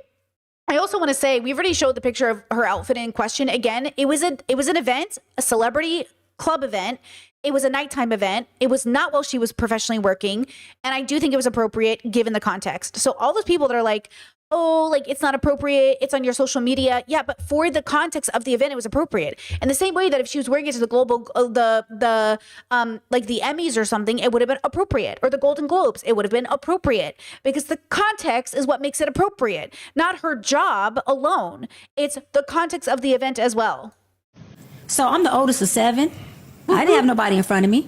I experienced abandonment. So if I leave you, you think that my backbone ain't vertical enough to be all right? Because you gotta understand, abandonment means somebody who's supposed to have not dropped you, dropped you. So you think that me getting through being dropped, and you survived it. Come on now, is gonna be any comparison to me walking away from you? And let me go one step further, and I'm gonna tag you in. And then I say this with all humility, but reality. And she was at a work event. Like, that's what I'm trying to explain to everybody. She's at a work event, right? So like, this wasn't she's an entertainer. She's not a licensed professional. Okay. She's not licensed. Now, these are why these conversations are twofold. She's not licensed. This is different. Okay. If she was licensed, we could have conversations about appropriateness. And even then, she was at a public event, and then she's being why is she being scrutinized given the context of everything? That's the question. I'm gorgeous. I have a nice body. I'm educated. Hold on. I'm in demand. Men want me. Women want me. I can walk in any room. I dominate. I'm vertical in who I am. I ain't got daddy issues. I had a father in my life. I'm booking street smart. But I love that. Okay, let's go to the next one. I am representing all women, but the group of women who are saying, you know what? I'm beautiful, I'm pretty, I'm cute, and I'm still in the hood, or I'm still in a place that I don't want to be in. Doc was me at some point. There are tools and things that she did. If I turn my ear to hearing her recipe and I apply the same thing, then the result got to be somewhere close. If I shoot for the stars, I got to fall upon the moon. So I'm speaking to a demographic of women who say, "No, I want better." And if Doc can do it from being a product of teenage parents, me and my parents are 16 years apart, teenage parents, a product of a dad who sold the drugs that her mama was addicted to. Mom is now sober, thank God, and my father passed away 2 years ago, but turned to a family man. And she was the oldest of 7 with no guidance or nothing. And she was able to take her pretty little self and do something and make herself more than just a Because bad. remember, she's still educated. She's still a doctor, doctor of psychology. She still went to university. She still did that. She still did that. You know, it doesn't matter that she's not licensed now. That's a whole other conversation, which we went over at the beginning of stream. The point is, given her situation, her education, she's allowed to dress pretty if she wants to. Okay, like I think we need to build it where she can look pretty in that particular way if she wants to show up looking that particular way. And so that's the issue is like, oh, what, she's not allowed to show up, you know what I mean, at an event that makes sense at night in this outfit because why? You know what I mean? And I think that's the problem is that people are trying to make it sound like, oh, she's not being professional. But with everything taken into context, I think it was fine. Like, I think it's fine. Here's the outfit again. This is it. This is the thing that everyone's freaking out about. It's like, bro, she's at a club. She's at a nighttime event. She's at a party. You know what I mean? Like, it's fine. Again, it's fine. I've seen this type of specific aesthetic in so many award ceremonies, so many art events, so many bubbles show up this way. You know what I mean? So people making it a big deal in this bubble, I think they're just reaching personally. That beautiful hood girl, then why is any other woman outside of me different? I believe like the Bible says, listen, few are called, right? But only, it says many are called, but few answer. But few answer, few are chosen, meaning few answer. What the Bible is saying is that many are called. All of us are called. But only the ones who say, hello, God, I'm here. We'll pick up and answer that call. Will be the one who are chosen. Hold on, chat. You're reading her as defensive? I'm reading her pretty fucking in control of the situation, giving it's 5 against 1. Given it's 5 against 1, she's doing really fucking well. She is the guest. They are treating her, their guest like this. They invited this guest to a podcast, asked her to take time out of her life and her work to come on this podcast, and they are calling her, they are questioning her, right? You're reading her as defensive? I'm reading her as, you know, really doing the best she can given the situation. Because I could not even imagine the way my little autistic face would look if I was in this situation. I'd be like, you know what I mean? Like, what are you doing? Like, why are you talking to me like that? Like, I would probably cry a little bit. Like, the pressure she must be feeling and the fact that she is holding her own. Chosen. So what that says is that we make ourselves chosen. That's all. Hold on. We make ourselves chosen by making sure that we are being tapped into. Remember, in this bubble, these men think they're smarter than her. Like, I need you to process this information. These men literally think they're smarter than her simply by being men. Especially this one in glasses. He thinks he's smarter than her. Even though she's been to university and she is a doctor and she has all this credibility, he will always think he's smarter than her. The one who said, I cheat. This one, they're literally going for a woman who's never cheated for what she wore, but they would never hold themselves to the same standard in relation to their cheating or infidelity. I bet if I told them I think they're abusive for being cheaters, that they're abusers, they would freak the fuck out. If I told them you serial cheating makes you an abuser, they'd be like, I can't believe you're calling me that. You're the one being a serial cheater. She's the one just going to a party looking cute. And plugged in to things and people who are in places and rooms that we want to be in. Because you don't have children, some of your options are way more vast than somebody that may have children. Because as a parent now, some of your decision making is based on the well-being of your children. So you, like me, or like all of us, actually we all come from inner city, bad, fucked up environments. And for relatively, most of us are successful in doing their thing. So I can look at somebody and say, yo, dog, if this sounds like some Republican shit, like if I did it, you could do it. And that is true in theory. But what I might have had to face and my adversity that I had to face is different from theirs. I heard that she was saying as an inspiration. I heard she was saying, let me be an inspiration to you, the way that I show up. Maybe I'm misreading her. The way I show up to stream and I say, hey, if I could do it, you could do it. But not literally. Like, obviously, you're not me. But just to give you hope that you can have a good example. Here we are saying, oh, we never saw our mom and dad do it. We never saw any good examples. Well, let some of us be good examples for you. We are the adults in the room. We should be good examples for you, right? But you can't say, oh, now that I have this good example, I can't do it because I'm not you. Well, yeah, maybe so, but at least you know it's possible. And why am I so different than you, right? It's not to say that, yes, Republican shit, pull yourself up by your bootstrap. It's to say she's an inspiration to say, you know, you're not alone. I hear you. We come from the same place. We don't have to, you know, we are allowed to have dreams too. So it's almost an unfair thing for me to put on somebody sometimes, especially people that are up there in age. You talking about yourself from Compton, right? No, I'm from LA. At a young age, right? LA. I'm talking about a woman that might be 30 that wants to leave but may not have all of the necessary resources at her disposal to just be out. Like, I'm out of here. Fuck that. I know something better. And a lot of times, because we are from these fucked up environments, our self-worth is damaged. So people don't even shoot for the stars because they don't believe that they can. Why is he lecturing a therapist? Like, why is he lecturing a medical professional, a psychologist? Is he a psychologist?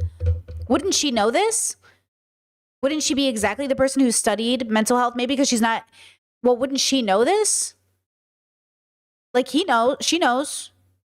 She works with clients who are exactly these people, right? Is he almost making, why does it feel, because he's already admitted he's a cheater, that a part of me thinks he is manipulating women to stay in this position so they can't get out? Why do I feel like that? Is it because he already said he cheated? So part of me goes like, she's saying, don't tolerate cheating. And he's saying, well, some women can't get out. And I'm like, see, now I feel like I'm being tricked. Could get to the stars. They don't even believe that they're worthy of getting to space. Right. You get what I'm saying? Right. And so when we look at these people sometimes and we impose this judgment, not in a bad way. Yeah, I got you. Just she isn't a licensed psychologist, guys. Lock in. She is a doctor. She went to school. She gets to keep her title. She's not licensed. She's not licensed. These are two different things. That's why people keep saying that. She is not licensed. There's some criticism that we can have for that. But she did go to school. She did get her doctorate. She was at some point licensed.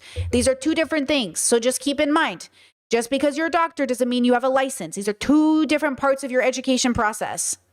Observation. Like, you can't take away her education. She still went to school. To be unfair. So it's not a judgment. And because I say observation. Yeah, I am representing. Okay, next one. Say, if another person who does not believe in it at all, they'll be turned off by anything you say. Right, and I love that you said that because in session I say, you know, are you a believer? Do you believe in God? Is it okay? And it's been very rarely that someone says, you know, no, I don't believe in God. But I have had folks, men and women, who come in and are like, nah, doc, like, I'm cool on that whole God stuff. You know, God ain't popped up. God ain't showed up. Okay, let's see if what she's going to say about this. You know, so then I just use principles. That's it. Because this is the thing. My belief only is that God is omnipresent, the Alpha, the Omega, the beginning, the end, the in-between for me. Okay, so she believes in sounds like the Christian God. So it don't matter if we call him God, if we call him anything, Live Your Promise, the book, if I call him Joe Budden's podcast, if I call him your name. God is just something that, in my experience of God, that is everything that you experience. It's in everything that you do. It's all the things that work for you, the things you think ain't working for you, because everything's working for you. So even if let me say this, if a person has to use the word God to penetrate you, heal you, to get a principle to you, then I don't really think that is God. I think that may be them using God as a way to manipulate. I think that when you know that God is omnipresent and you really stand in your God verticalness, you understand that just me speaking right now is God. I don't have to project my... Chat says, if men as a system is just a synonym for men who uphold patriarchy, that's beautiful. I wish Brittany would just say that instead of saying men as a system. When I say patriarchy, people don't know what I mean because now you've heard it so many times you think it's a buzzword. That's what patriarchy should have meant in the first place. But the internet and all of you decided to stop listening to what that word meant. So then we started saying men, and then you got offended. So then I started saying men as a system, and then that still pissed everybody off. Even when we use the right language, you won't get it. Because you won't decide to learn what the language means. Toxic masculinity. Oh, you think masculinity is toxic? No, I think toxic masculinity is toxic. So then we had to stop. You know what I'm saying? So when you have these problems with language, it doesn't matter what words you use, people will twist it. We said rape and people decided to debate what that was. We said consent and people decided to decide what that was. Child marriage is now debatable. Having sex with children is now debatable. Now we're debating what does that even mean? So no, it doesn't matter what words I use. What matters is what the word means right now in the zeitgeist, in our vocabulary, in our vernacular. What it means right now, who knows? But that's why I say what I say, because it doesn't matter. Here we are saying you shouldn't exploit people. And they're like, what is exploitation though? Okay, so like, don't wish me to say anything in a particular way, because the reality is, it doesn't matter how I say it. If you don't want to listen, you won't. And that's the hard part with all of this. If people don't want to listen, I don't mean you, Chatter, specifically, but if we don't want to listen, we're not going to hear it. And that's what's so frustrating, that I have to do all of the work to speak in the most perfect way for you to get it, instead of us meeting in the middle. Why should I have to be the one who speaks exactly the way that you specifically need to hear when 99% of the audience knows what I mean? Because it's all about that 1%, because they're the one who won't get it. So now the 99% needs to go backwards to make sure the 1% gets it, to push everybody forward, right? Think about it from that perspective. Look at me jumping into all these bubbles constantly on stream to show you everybody says words differently. That's the point. Billions and billions of people on the planet, and you think we're all going to talk the same and mean the same thing when we say words?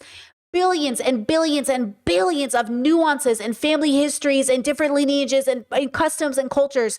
Of course, language is going to be different from bubble to bubble, person to person.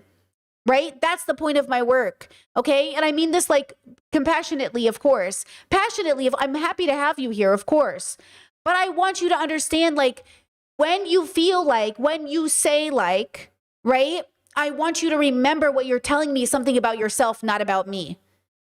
You are telling us who you are, not who I am. So when anyone gets up here and says like all men have a side chick, he's not saying anything about us. He's saying something about him. Right? So remember that every time we say something, I'm telling you about me. I'm telling you about me. Right? You're telling me about you. God onto you. My intention is to help you get to where you want to be. And I tell people in session, I say, listen, I'm just here to love you, have your back, and help you get where you want to be, not where I want you to be. And if you can see how many people just off that first initial sentence that I say go, damn, like this is cool. Because I just want to love you, help you get to where you want to go. Say, if another. I used to do that too when I did calls with people. I'd be like, what do you believe in? And then I would help them based off their belief system, instead of thinking they all had to be like me. So if I had men come to me and they were the most difficult, men were part of the most difficult clientele, especially ones that fell into the passport bro kind of bubble. They didn't really want to get better. They just wanted to complain to a girl. You know what I mean? But like, okay, when we have these conversations, it's kind of one of those things where you have to kind of meet people where they are, right? Chat says, okay, well said. I see why that's annoying to feel like your language is policed. No. My language isn't being policed. Okay. Just like the other chatter who said, oh, she seems really defensive. Again, when you hold an opinion about somebody, you're sharing how you view them. You're not policing my language. You're telling me who you are. Do you get what I'm saying? I'm not feeling policed.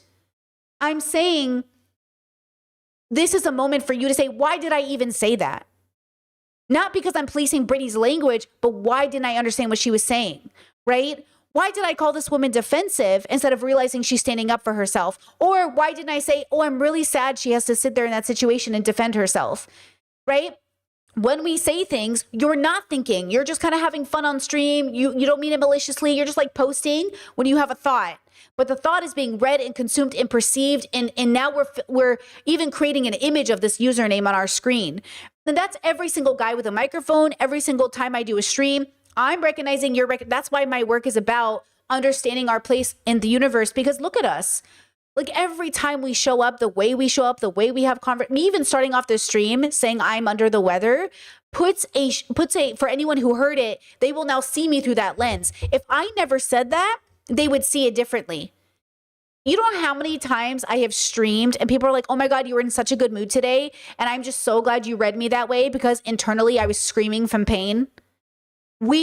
Every filter, every word, every part of our brain can change the way we're perceiving something with just a small level of information put in. If there was like a flag in the corner of this screen, it would change the way you perceive the video. If the shading of the color of the film was different, it would change your perception of the video, right? Okay. So when we have these conversations, right, what I'm challenging you guys to think about is when you think you're making a decision, ask yourself, like, is this correct? Like, I have so much criticism for Dr. Cheyenne. None of it matters when we're talking about this particular context, right? And the criticism I have is mostly her relationship with capitalism, which makes sense given her background and where she's come from. She thinks having a yacht is a sign that she made it, versus I'm thinking, okay, now get rid of the yacht and dedicate your life to like community.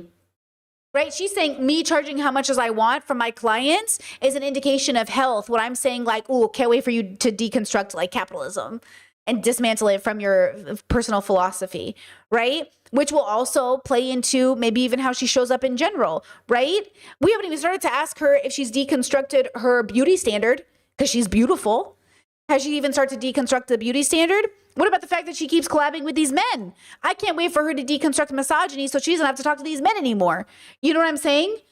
There's so much at play here in which I would love to see her go on this journey, which is why I've been following her career, because I'm curious where she'll go. I'm happy that this community, this group of men, specifically the celebrity podcast community particularly, has somebody who can ground them. I also think it's a red flag that they're willing to hear from a woman. And I think they like hearing her correct them because they're also easy. She's also easier to dismiss. I think when they get criticized from a man, it's probably more harsh and more offensive, and they might feel a need to protect, like defend it. But when it's a girl who's especially beautiful, I think they can kind of be like, you know, women. And I think that that's why they like having her around, because she's sort of a mirror that they don't have to take seriously, but she's still a mirror. And so some part of it feels really good, you know? Person who does not believe in it at all, they'll be turned off. But I can also let him know when I have an issue, baby, I'm coming to you. Because you are with an abandoned little girl who is now a woman, and that little girl is going to show up. And I love you enough to make sure you help me suppress her, to regulate her. Joey. And you haven't found a man yet that makes you deliver all that. Feel secure enough to stay. Yeah. So it's not that I haven't found someone to make me feel secure enough, because I've been engaged twice, and those men were both men who there was no infidelity. But you ran from them. Well, I didn't run. They were men in hindsight that I know was really good for the season of where I was in my trauma, my healing journey. So what happens is a lot of people will marry Doug, or have kids. this don't sound no better than No, that was a fly way of not taking accountability of you were the problem. No.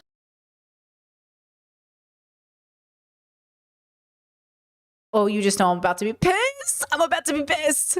No, I don't have a problem with taking accountability. I wasn't a problem, but they definitely were not a problem. Nobody was cheating. There was nothing that was going on. See, this is the dilemma with divorce and in breaking up engagements. This is why I'm telling you, stop, women. Stop saying I told you so when women get divorces. Stop stigmatizing divorce and ending engagements. And stop pressuring women to get engaged.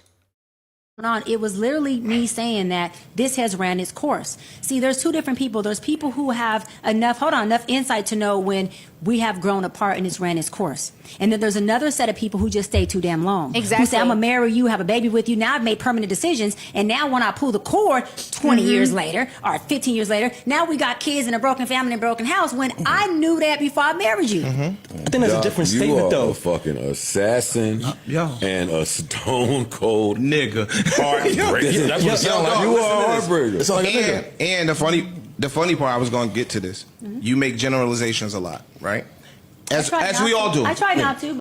Okay, so like again, do I think in my bubble I would ever say yes to an engagement I didn't think would last forever? No. But I'm really proud that she didn't get married. I would rather she got engaged and it didn't go through. And I don't even know how old she was at the time. I'd be interested in all the details. But I think what's more interesting is that she's trapped either way. So now she either has to get married to a guy she knows it's over, and then you're going to be mad at her. Well, why'd you marry him then? Why didn't you break it off before you got married, before you signed paperwork? Oh, but then she breaks it off before the paperwork. Oh, and now she's still cold. Now she's still rude. And I'm saying, you guys act like the world hasn't convinced women to say yes to engagements. You know, my ex proposed to me. My ex was going around telling our friends we're getting married. And I said, no, we are not. And my friends were like, oh, I heard you're getting married. I was like, we are not getting married. And I was like, stop telling people we're getting married. He was obviously trying to marriage trap me. And I was like, we're not getting married, okay? And then it was like this big fight. So you act like that wasn't you. It was very unique of me to say no. You know how many women are like, I can't believe you said no. And I was like, you act like he was giving me a prize. You act like I didn't know that there were problems in the relationship. Now with her, she's saying there were no problems, which I love. Two really great people, it doesn't mean they're high compatibility partners, right? Like that's what I'm trying to get through to people. Just because two people are amazing doesn't mean they're meant to be married, right? Rise Again with the super chat says no gatherings of 4+ men meme, kind of making sense. I don't know that meme, but there you go. But if you say I do, that's good. But I can also let him know. Okay, wait, what I'm saying is I understand my value. I can also let him. Okay, I'm saying is I understand my value. If I leave you, it ain't hard to get something at least at your level or better. And I'm not saying that is an arrogant. I think the only criticism I've had of Dr. Cheyenne's work, I mean, there's so many, but I think the one criticism I have of her, she still to deconstruct a lot of misogynistic and patriarchal structures.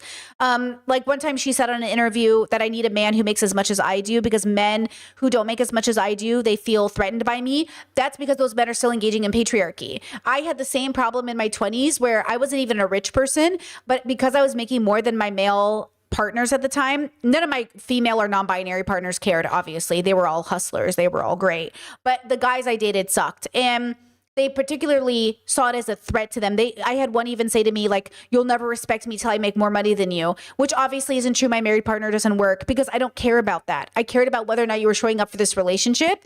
So I do, and I would love to see Dr. Cheyenne deconstruct away from that and realize, like, it's not the men making more as much money than you, because those men might lose their jobs. And then what? They hate you. You have to date somebody who's so secure that he doesn't care if you make more than him. Because again, if you marry a man who is secure only when he makes more money than you, what happens if he becomes disabled and he can't work anymore? That people should bring into a relationship. I'm giving the reality of how certain people who stand on their score and know their value think.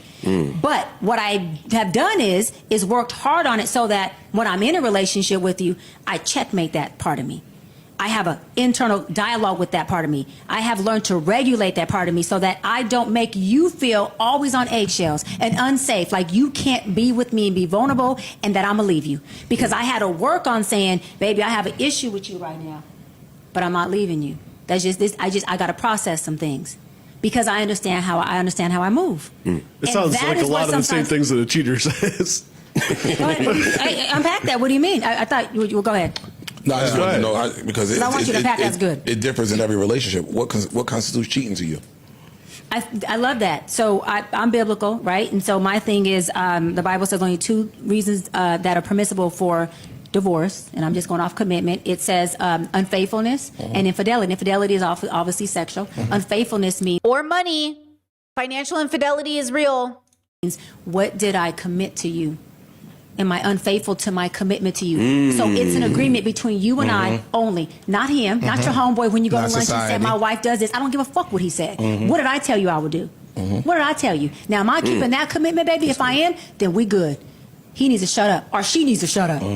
That's how relationships end up having issues, because I'm sitting with my girls explaining to them what we're going through, but she got a different commitment with her husband than I got with you. Sure enough. And what if what we got going is working? Can I ask a question? What I'm saying is, and I will say that's why you have to have a custom relationship between the two of you. Don't let your friends in your marriage, don't let your relatives in your marriage, don't let your mother in your marriage, right? And yet, if you are being abused, if it's toxic, if you're worried, if you're crying every night, reach out for help. That is different than people in your business about your healthy marriage. If you're healthy in your commitment, if you're healthy in your long-term relationship, nobody's business about what's happening, because they're bringing their fucking bullshit into your relationship. And I'm like, I'm sorry, you've got things, but this has nothing to do with mine, right? If you, though, are unsure about your own relationship, talk to somebody trusted, a therapist, somebody neutral, somebody in your life you know isn't going to judge your relationship off their, like, I would not allow like a religious conservative to cast judgment on my relationship because it doesn't look biblical, as an example, right? But I could see them giving me good advice, even though they are religious. But their religious standard can't be about my secular standard, right? That's how I heard that message, which I think is a good message. Oh yes, I remember that. Yeah. You said you're a lawyer in the club. You said you're a lawyer? Yes. Exactly. Got it. Go ahead. I gave an example of many years ago being in a nightclub and seeing my entertainment lawyer in there 1 o'clock, 2 o'clock in the morning. And I'm like, cool, I'm getting rid of him. I'm going to scroll this up. It's not cap. I don't think They fall in love with their side chick. What do y'all think about that? But to fully agree, Men cheat for ego, not just pleasure. True. I would have to that totally disregards the work that some of us put into finding the right side chick. It takes work to find a side chick. finding the side chick is already. Y'all explain. I'm not familiar with this word. Let me ask a question then. Yes. So, well, you've been very clear in saying you ain't locked into nothing until you have that. I'm not your wife. But you can make commitments to people, right? That's different. Yes. This is why I said it's more of a psychological fulfillment than it even is physical, because most men who aren't even married get turned on by saying they have a side chick because it gives them some type of validation. Ego. It's an ego stroke. And let me say this real quick, because I'm waiting for somebody to say. I want some. I'm hearing pushback in the air, but nobody's saying it. No. Listen, I don't like to often talk in generality. Like generals, it's all based off of ego, and it's all based off of what we want the next man to think of us, or what we want to think about ourselves. Like when you said the whole thing about cheating and the thrill. I know for me, cheating always was the thrill. If I got caught, or knowing that I wouldn't get caught, that would be the motivation to continue to do it. So I agree with you. I just think a lot of men, it takes them a lot to understand that how we're moving is based off of our ego. And the older you get, you'll get more comfortable in just convincing yourself that the shit you're doing is because you need to find a side chick to please your other. Was it ever just for pleasure, or because you just got tired of fucking the same person? This is why I don't want to speak in. I don't like speaking in general. Something's just greedy. It ain't based on nothing else but greed. Yo, fam, you could have a woman at home that is beautiful, pussy is amazing, sense of humor, she's in.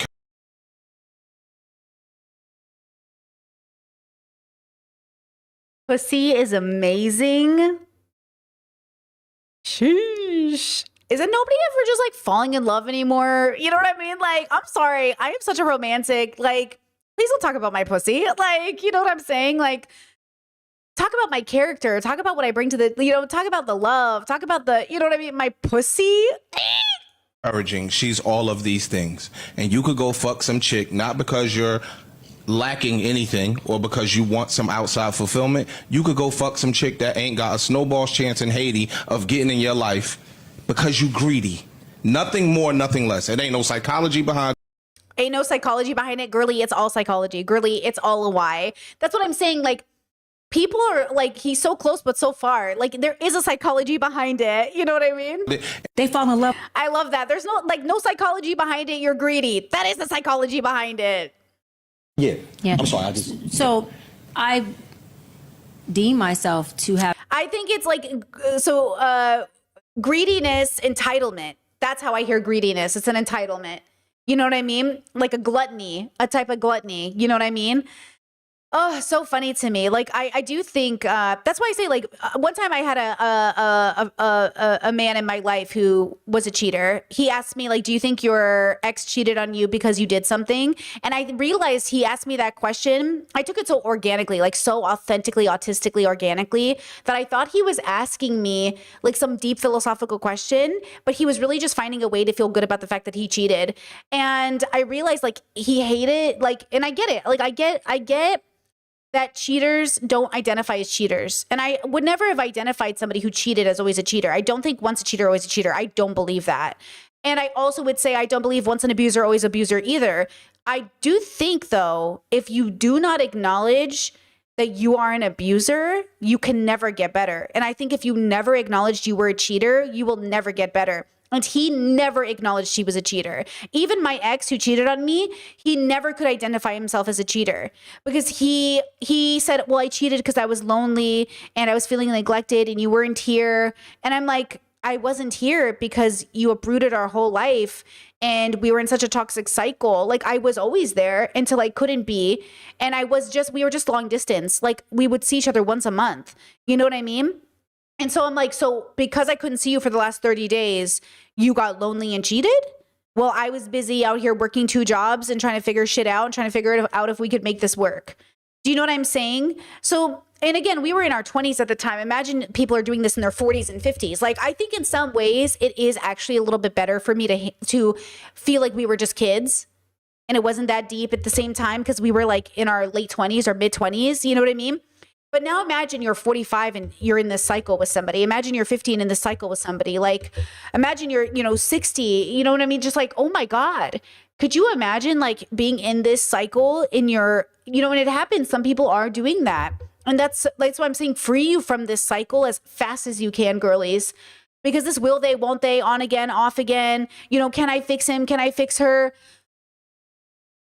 You are dating the person for who they are in the most present. And if they're not your person now, they're not going to be your person later.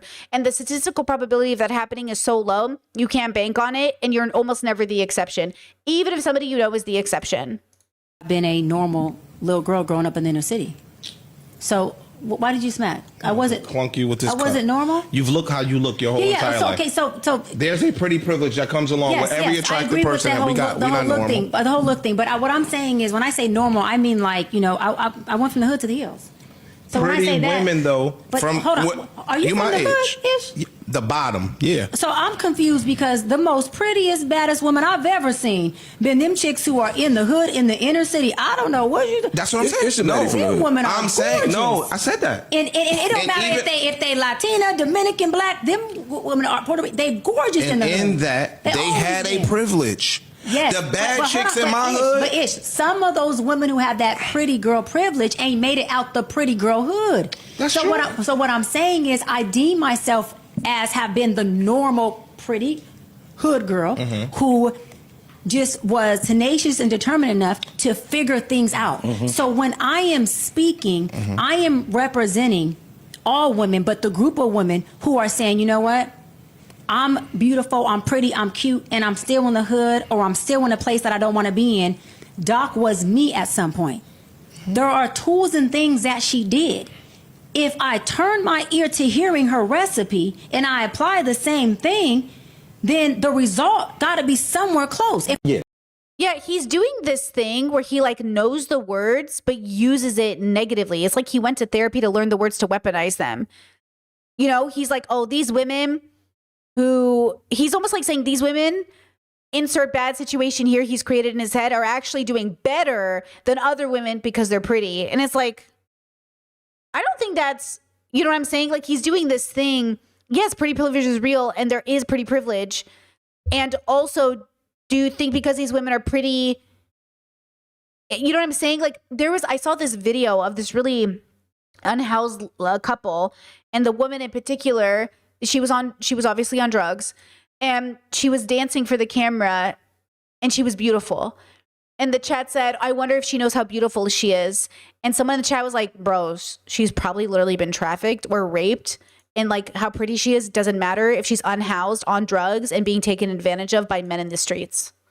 And I was like, you guys are so fucking focused on pretty women, except you don't pay attention to how pretty women are taken, you know what I mean? Or abused or pedestaled or objectified. Like, you know what I mean? Like, it happens to all women, by the way, no matter what you look like. We know this. Men are disgusting. Men will fuck corpses. Men will fuck animals. They're disgusting. You know what I mean? So we know it's not even always about being pretty, but this audacity of men to be like, oh, but these women are pretty in a bad situation, or insert what he is proclaiming is like sort of this, because that's the context of the conversation. It's just like, you know what I mean, girl? Yeah. I'm sorry. So I deem myself to have been a normal little. I no longer practice. Gotcha. Yes, Okay. absolutely. That was, and if as we continue to grow, I would just explain whatever you need me to. That was my answer right there. Because a lot of times when you meet women, oftentimes they'll be like, yo, until you're my man, then I'll do X, right? But I'm not doing X until you're my man. You don't get to be that nigga's man if you're not doing X in that middle period. Because the dope niggas, and we know dope niggas, they not tolerating all of that shit of you not doing it until you my girl. You not going to get to be my girl because you don't even. With peace and love, does this not sound like high school a little bit? You know what I'm saying? It's like, it almost sounds like, I really think adulthood is high school with money. I've been saying this for years. I still think it's true. It's high school with money. And I'm saying, get out of this high school mentality and start thinking about the goodness of your community, the wholesomeness of your community, loving your community, uplifting your community, helping people. Stop defining yourself by relationships. You know what I mean? But this is it everywhere. Look at Trump and Elon and all those fucking conservative boys in the White House. High school with money. Joe Rogan, high school with money. Like all these boys, all of these grown-ups, and it's everywhere, but especially in celebrity culture. Especially in celebrity culture. Exemplify what it's going to take to even be my girl. Yeah. You get what I'm saying? And so I hear agree. women say it a lot of times like, yo, I'm not trusting no man or submitting to no man if he not my man or my husband. You don't get to, I don't even know you could do that until, you know what I'm saying? You got to show that you are capable of doing that prior to becoming my girlfriend or my wife. So, and a lot of times they don't do that. There's levels to submission. So I'm submissive the first moment that I notice I like you. Yeah, got you. And you like me. So I'm already submissive. That means that at that point there may be a certain shoulder type of touch. There may be, hey. Listen, not my bubble. And if she's a Bible girly, submit is all about the bubble. I'm not about it. I am not a religious person. I do not believe in patriarchal religions. I do not submit to anyone, not Jesus Christ, not my father, not my brothers, not nobody. Okay, but okay. Hey, are you thirsty? I'm going to the bathroom. Did you need me to grab something on my way back? Did you need a straw? If we're at dinner and I notice you ask for another drink, I'm going to make sure, hey, excuse me, he needs. You know, I'm going to make sure you. See, I don't call that submissive behavior. I just call it like reading the fucking room and being nice to people. I would do that for my sister, my brother, a stranger. I would do that for anybody. Like if I see a need, I feel a need. Right? Like, yeah, Chet says, so submission is being thoughtful.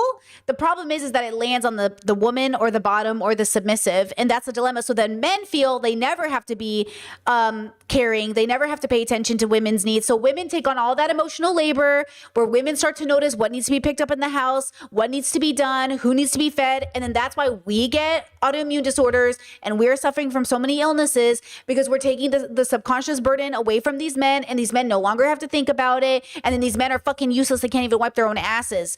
And then that's the problem. That's the problem with these patriarchal bubbles. Is it like it creates so much fucking stress for no fucking reason. Good. You into Because of gender.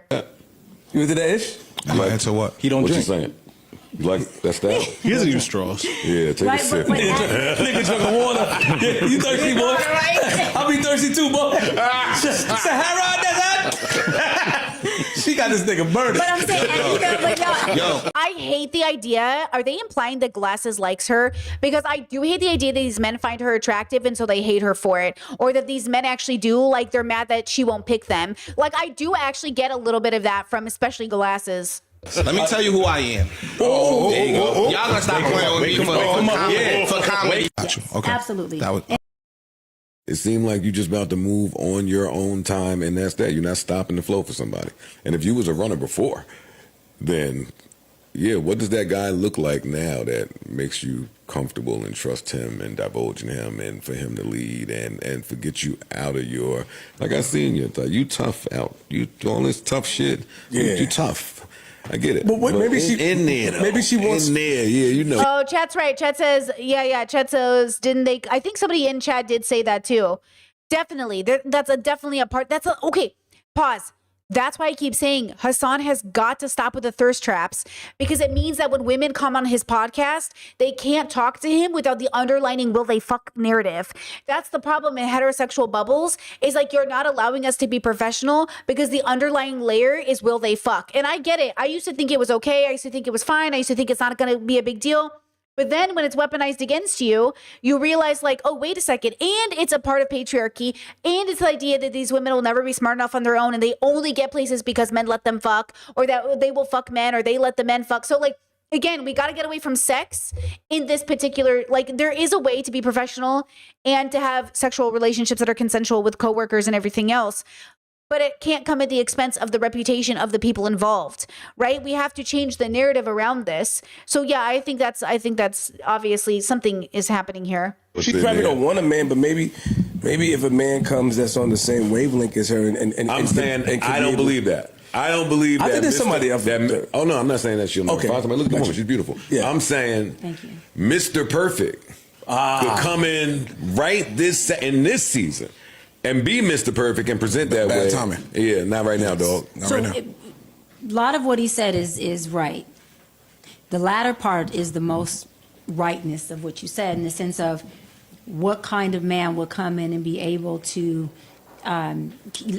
keep the peace, facilitate me, not my intellect, but facilitate, like you said, my. See, and it's like, what kind of man? What kind of a man? What kind of a man? Instead of like, what kind of a person? What kind of a consciousness? You know what I mean? My emotions, my heart space, where I'm safe, and be able to sustain that is what I kind of heard you say. Yeah. That part, 100% correct, right? That would be when I say that's the husband. The part I don't agree with, or that's not correct, I should say, is that I'm not willing to explain myself to that man. Now, am I going to explain myself to a man? No. Right. I got shit to do. Obviously. Will I explain myself to that man that I chose, who I'm saying, hold on. All right, Boaz, I'm Ruth. I've been gleaning. Okay, Boaz. Okay, biblical reference. I love a Ruth and Boaz story, girl. That's, oh my God, transported into my childhood. Oh my God, there's this movie called Ruth growing up. I absolutely ate that shit up. Okay, girl. I want you to continue to find me, seek me, the Bible. He who finds, not me finding you. So yeah, you found me. It seemed like you just about to move. Okay, first of all, that story goes crazy. If you know, you know, you know. Listen, I even showed it one time on the Discord, and I was like, listen, you have to get it. You gotta get it. You gotta lock in. Anyways, okay, listen. I will say that though there's a lot of romanticization with a lot of these patriarchal biblical stories, at the end of the day, we need to. It's hard for these women in these bubbles to really deconstruct patriarchy if their God is patriarchal, right? Like, and if you're going to find a patriarchal husband, find one that looks at you like an equal and as a person, first and foremost, right? I think my brother and my sister-in-law, right? Like, they're vibing, bro. They're very conservative, very Catholic, but they vibe. Even if they have like differences on their backgrounds and stuff like that, they really love each other and respect each other, and they're best friends. And it's really them first and foremost. And I think like that is a healthy Catholic marriage. But I think that the way they talk about each other is very far from the submissive, like, my sister-in-law is not going to submit to my brother. I won't let her. You know what I mean? Like, I would never. Like, she doesn't. Even if they say it. My mom used to say that. It used to piss me off. My mom would be like, the Bible says to submit to your husband. I was like, oh, Mom, you haven't submitted to anybody in your life. You barely will submit a resume to a job application. My mother does not submit. Like, these Assyrian women in all of my family legacy talking about submitting to their husbands while they all work jobs. Don't fucking make me laugh. You guys work, you drive, you're independent. You literally have hobbies and friend groups. All these women talking about submission. You are not submitting shit. And like, that's the thing. Girl, if we're talking about the bedroom, let's talk, okay? But in our our actual real lives, none of these women were submitting. It's so annoying to me. You guys are playing this fucking game, okay? And it's a bad precedent, okay? I remember I wasn't there, but my brother's wedding to his wife, my sister was there. And the priest said, wives must submit to their husbands. And my sister went like this. And she was like, what the fuck is this? And then I literally told my brother, I was like, submit to who? Who husbands? Like, that's what I'm saying. Look at this attitude. You think this attitude is so many of the women in my family. Okay? You know how many times we've been in a potluck or like a get together and something is happening and the men say something and the women go, ah. Like, you know how loud we are as a family? What submission? Submission who? Like, don't piss me off, bro. Don't piss me off. Dude, don't get me wrong. I love a little bedroom submission. Pull me by my hair, call me a good girl. I'm all about it. None of that has to do with gender at the end of the day, because some of us got mommies, and none of it has to do with our actual day-to-day life. Because be so fucking for real. Move on your own time, and that's that. You're not stopping the flow for somebody. And if you was a runner before, then... Is she a runner, or is she just not met a high compatibility partner? I don't know. I'd like to believe she just hasn't met a high compatibility partner, because I was avoidant and I was very much like, I think people would have described me when I was younger as like a runner.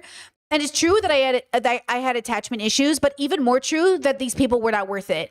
Even if I was healthy, these still would have been my people. Because they were also fucked up.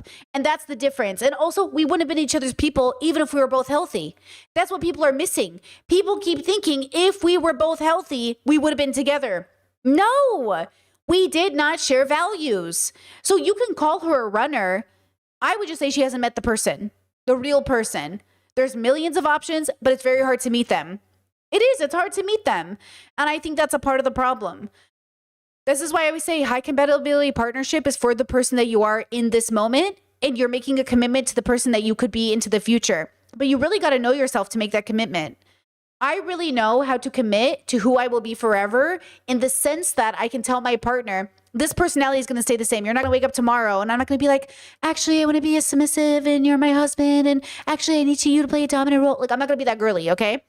I'm also not going to turn around tomorrow and be shy. You know what I mean? I'm not going to turn around tomorrow and not want to be a career person. Like, if things change, we will put things in order to make them change for our life. But I'm not about to literally have a personality change overnight. So if it's coming, you will see, because we will communicate it. What I am committing to is doing life together. What I'm committing to is making that choice together. What I'm committing to is us building in a direction. That's what I'm committing to. I'm not committing to us moving in two directions. So if we decide as adults to move in two directions, we will get divorced, which is what is responsible and necessary. And that will not be a failed marriage. That will be a marriage that worked until we made different decisions, because we are not trapped. Okay? We are not trapped in this marriage. And yet I say this knowing in my heart of hearts that I really believe we're going to be together forever. I say that knowing I really believe we're going to be together forever. Don't get it twisted. I really deeply think I am going to look at this person and be with this person until they die. I really believe that. And I never want this person to feel trapped, right? Discord just shared the My Big Fat Greek Wedding scene where she goes, a man might be the head of the house, but the woman is the neck. And she can turn the head the way she wants. My mom used to say this to me growing up. When this movie came out, all of the Assyrians were passing the movie around like, look, they made a movie about us. It's about Greeks. But okay, they're like, look, they made a movie about us. And then we all watched My Big Fat Greek Wedding and we all had a big laugh because it was like, okay. But then I looked at my mother and I said, why do you all play to this biblical bullshit about gender roles? But the women are sitting here pulling all the strings. And then that's why men get into their head that women are manipulative. The truth is, both of you suck because none of you will have the conversation, because the men's ego gets shattered and then they get defensive and the women feel like they have to go sneaky. And I'm saying both of you stop. You're so annoying to me. Do not make me work this hard. Okay? Do not make me work this hard.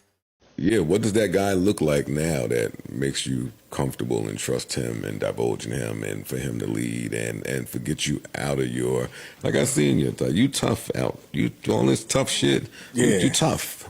I get it. But maybe she in there. Though. Maybe she wants in there. Yeah, you know what's in there. She probably don't want a man, but maybe if a man comes that's on the same wavelength as her, and I'm saying I don't believe that. I don't believe that. I think there's somebody else.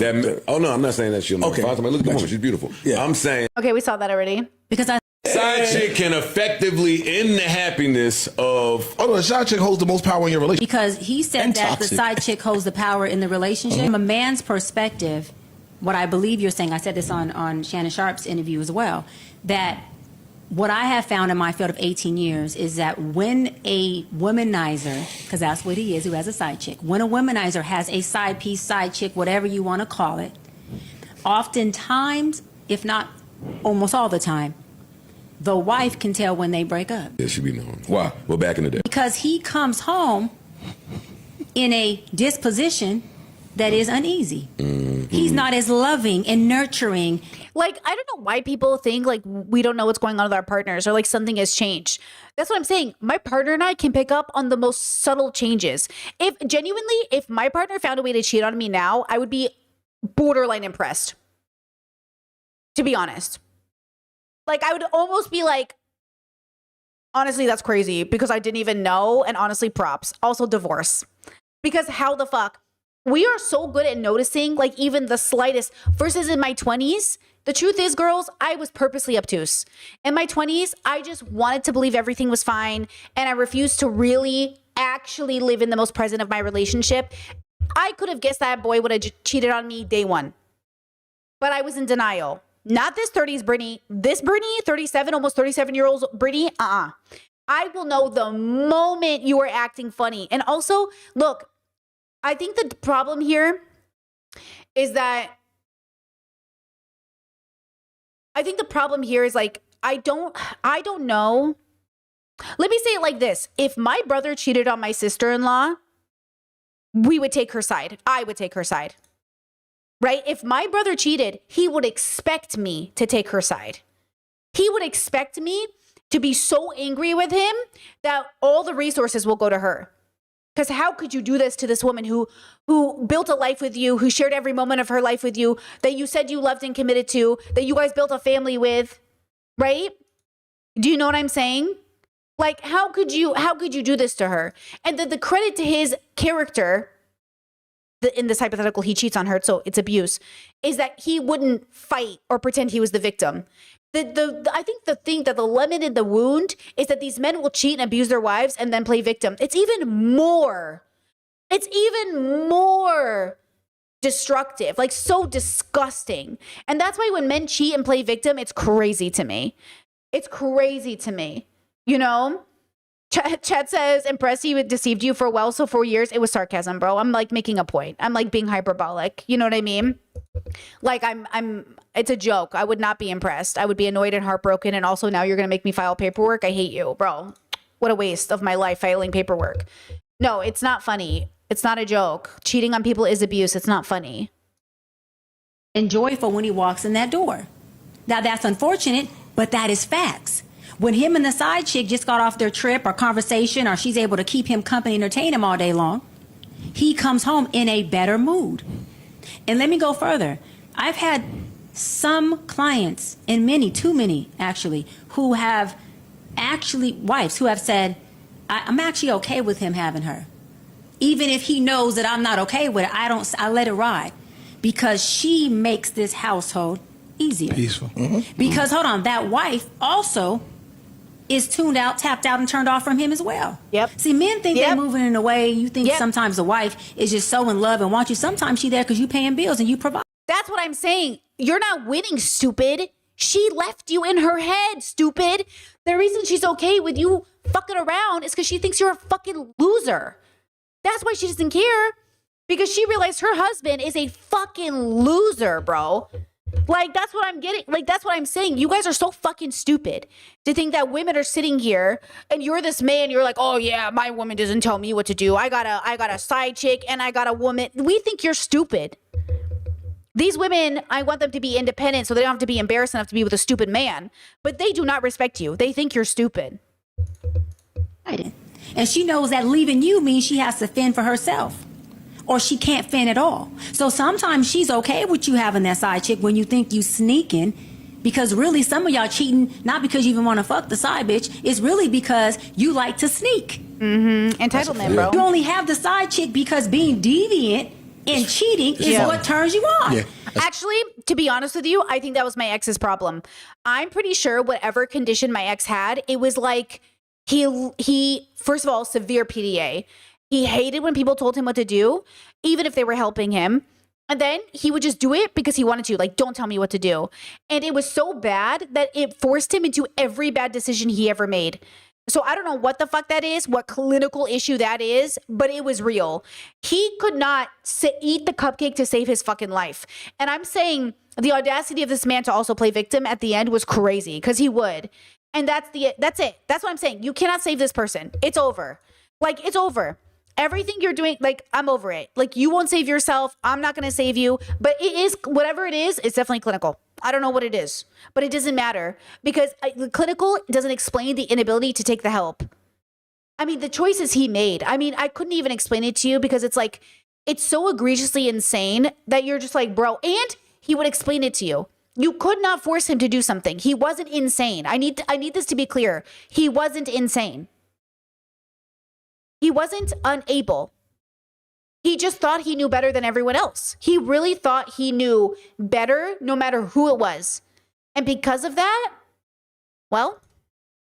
So half of y'all ain't even tripping off of, I'm unhappy and my wife. No, bruh, you wouldn't have a side chick if you didn't have a wife. You don't want her.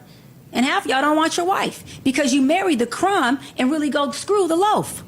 Half of y'all settle for what's safe and you want the bad chick. But you don't want the bad chick because you know the bad chick gonna do you wrong and bad like you doing her.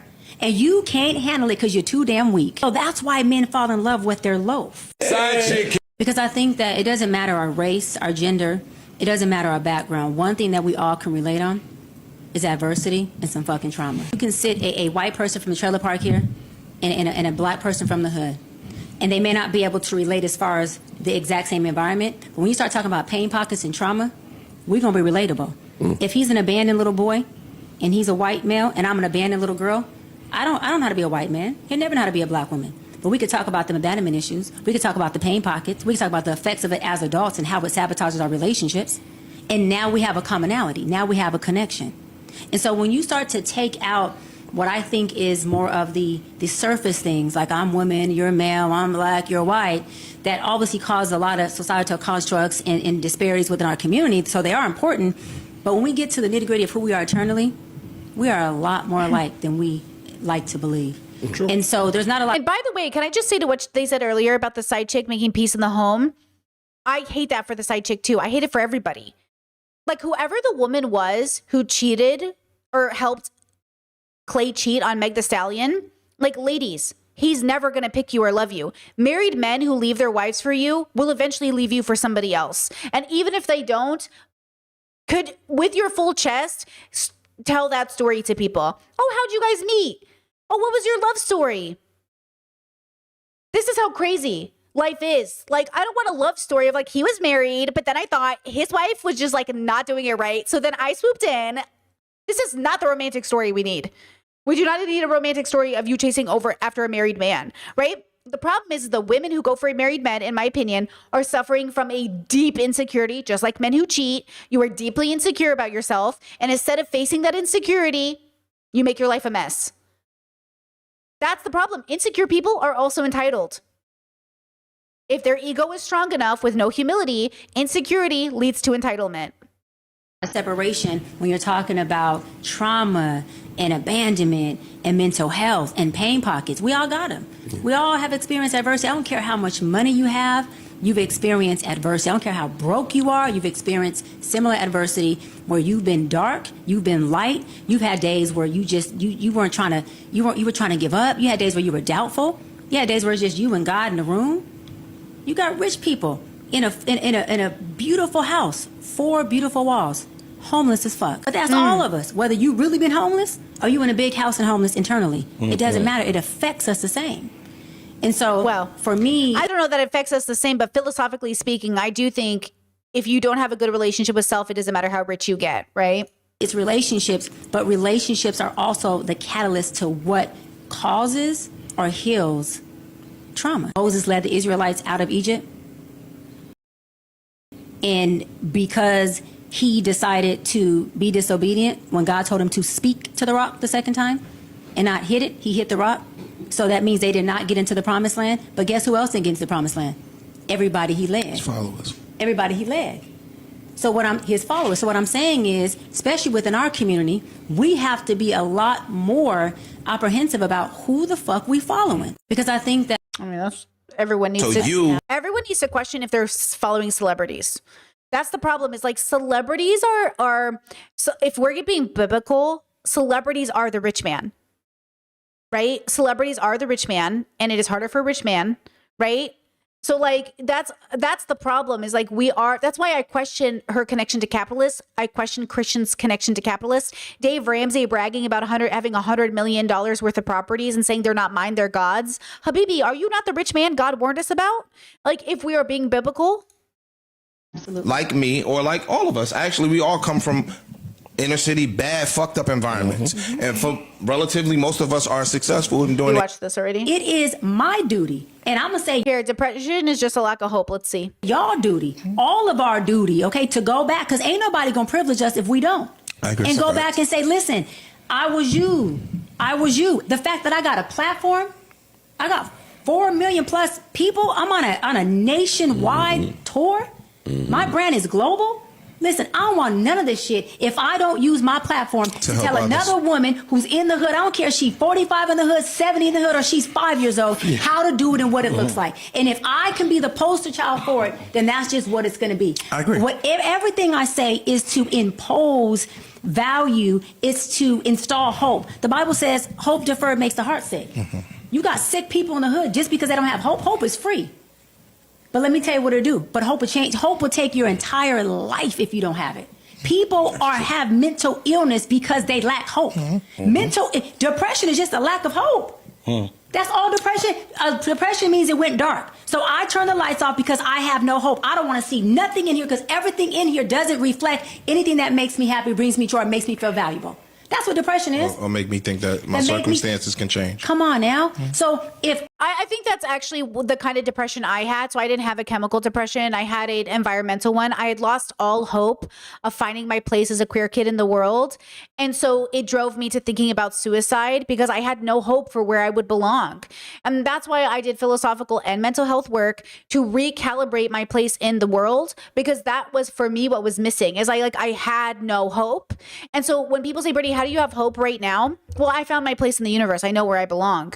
Belonging is what we're seeking because we're in relationship too, right? So I do agree that some of us who experience depression are experiencing that category of depression. Not all categories of depression are that way. Some people have a very different relationship with depression. So I would just ask yourself, which category of depression do I fall under? And then I would seek out treatment for that form of depression because it's not the same for everybody. So I would be cautious with attaching this type of depression to everyone, but that was my type of depression. I could be the hope advocate, if I can be what they got to look at or listen to get hope, if my backbone, my verticalness, my confidence tells a woman, you know what? It took me 30 years being with this dude, 20 years of being abused, but today I listened to that one Dr. Brian video. And see, that's what I want to. I don't want people to feel like sunk cost fallacy. Like, I already gave 10 years to this. I already did this for 20 years. I don't care if you dedicated your whole life to a career for 50 years. You're allowed to change, right? I don't care if you've been in a relationship, as long as if you're in a toxic relationship or abusive home or something, you're allowed to change. You're allowed to get out 100%. Today's the day that I realize I'm that motherfucker. Today's the day I'm going to stand on my square. Today's the day you won't put your hands on me. Today's the day I'm going to get up and pack up and me and these kids are going to have to figure out how to do it. Then I want to be that for her. If it take one, then I did my job, because my obedience is to God, ain't to y'all, none of these people. It is my duty. Yeah, I think I'd like to believe that I'm giving tools to even one person. I'm not going to lie. That video I made over my commentary channel, my Bert Simon channel, about don't move in with your boyfriend. Guys, it breaks my heart how many comments are like, damn, I wish I had this video 5 years ago. Fuck, I wish I had this video 2 years ago. I wish I had this video 10 years ago. Like, Brittany, this was my story. And that's the point. Listen, not everything I make is for every kind of person, but the group I'm trying to reach, when it reaches that group that I'm looking for, I could cry just thinking about it. Ugh, like, that makes me feel like, okay, I did it. Like, I did the thing, you know? Honestly, I think that's the point, is all of us are trying to help a very certain specific kind of person. And like, it's just when it reaches that person, even if it's just one person, it's like, okay, I did it. I did it. And I'm going to say y'all duty. You have so many women who will allow y'all to cheat. Let's keep it 100. If we're going to be on this podcast, y'all, I watch you guys podcasts all the time, and you guys keep it 100. Let's stop acting like you don't have men who say I do it because I can. And she going to let me cheat. I'm not thinking about getting caught. Getting caught is furthest from my mind because I've already been caught 30 times. She never left. I can care less. I don't care. I'm going to do what I do. Just like you got women who say, I could text you and say, Daddy, I need a new a Chanel bag. Baby, I'm hungry. And you going to run them plays, and I don't got to have sex with you. So why would I stop texting you to do it? I'm just saying. But it happens. I'm not disagreeing. I think people who use any reason to cheat are wrong, including but not limited to even abuse. Like, cheating isn't okay because you're being abused, but I can see why you cheated. Does that make sense? A man who says, my wife is not having sex with me and I need sex, is a man who is not asking, why won't my wife have sex with me? So when he goes, well, I cheated because she wouldn't have sex with me. And I'm sitting here thinking, you didn't think to ask her though? Like, why isn't she having sex with you? Oh, she says she's not in the mood. Yeah, but don't you think like that's like you guys should talk about that? Don't you think that's a big deal? Right?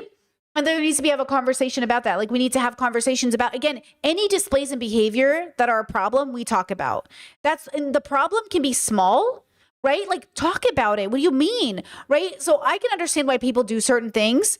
And I can also understand how people weaponize those things. I know men who were like, my wife wasn't having sex with me and I felt like it was abusive, so I cheated. That's not the kind of abuse I'm talking about. I'm saying if a woman is being beat by her husband every night, black and blue, and she finds comfort in a coworker and they have a relationship, I can see why she went and got comfort from somebody else who isn't beating her. I'm not talking about a man who's like, my wife won't have sex with me, but she won't explain why and I won't ask her, so I'm going to go cheat. I feel like I'm being abused. That's not abuse.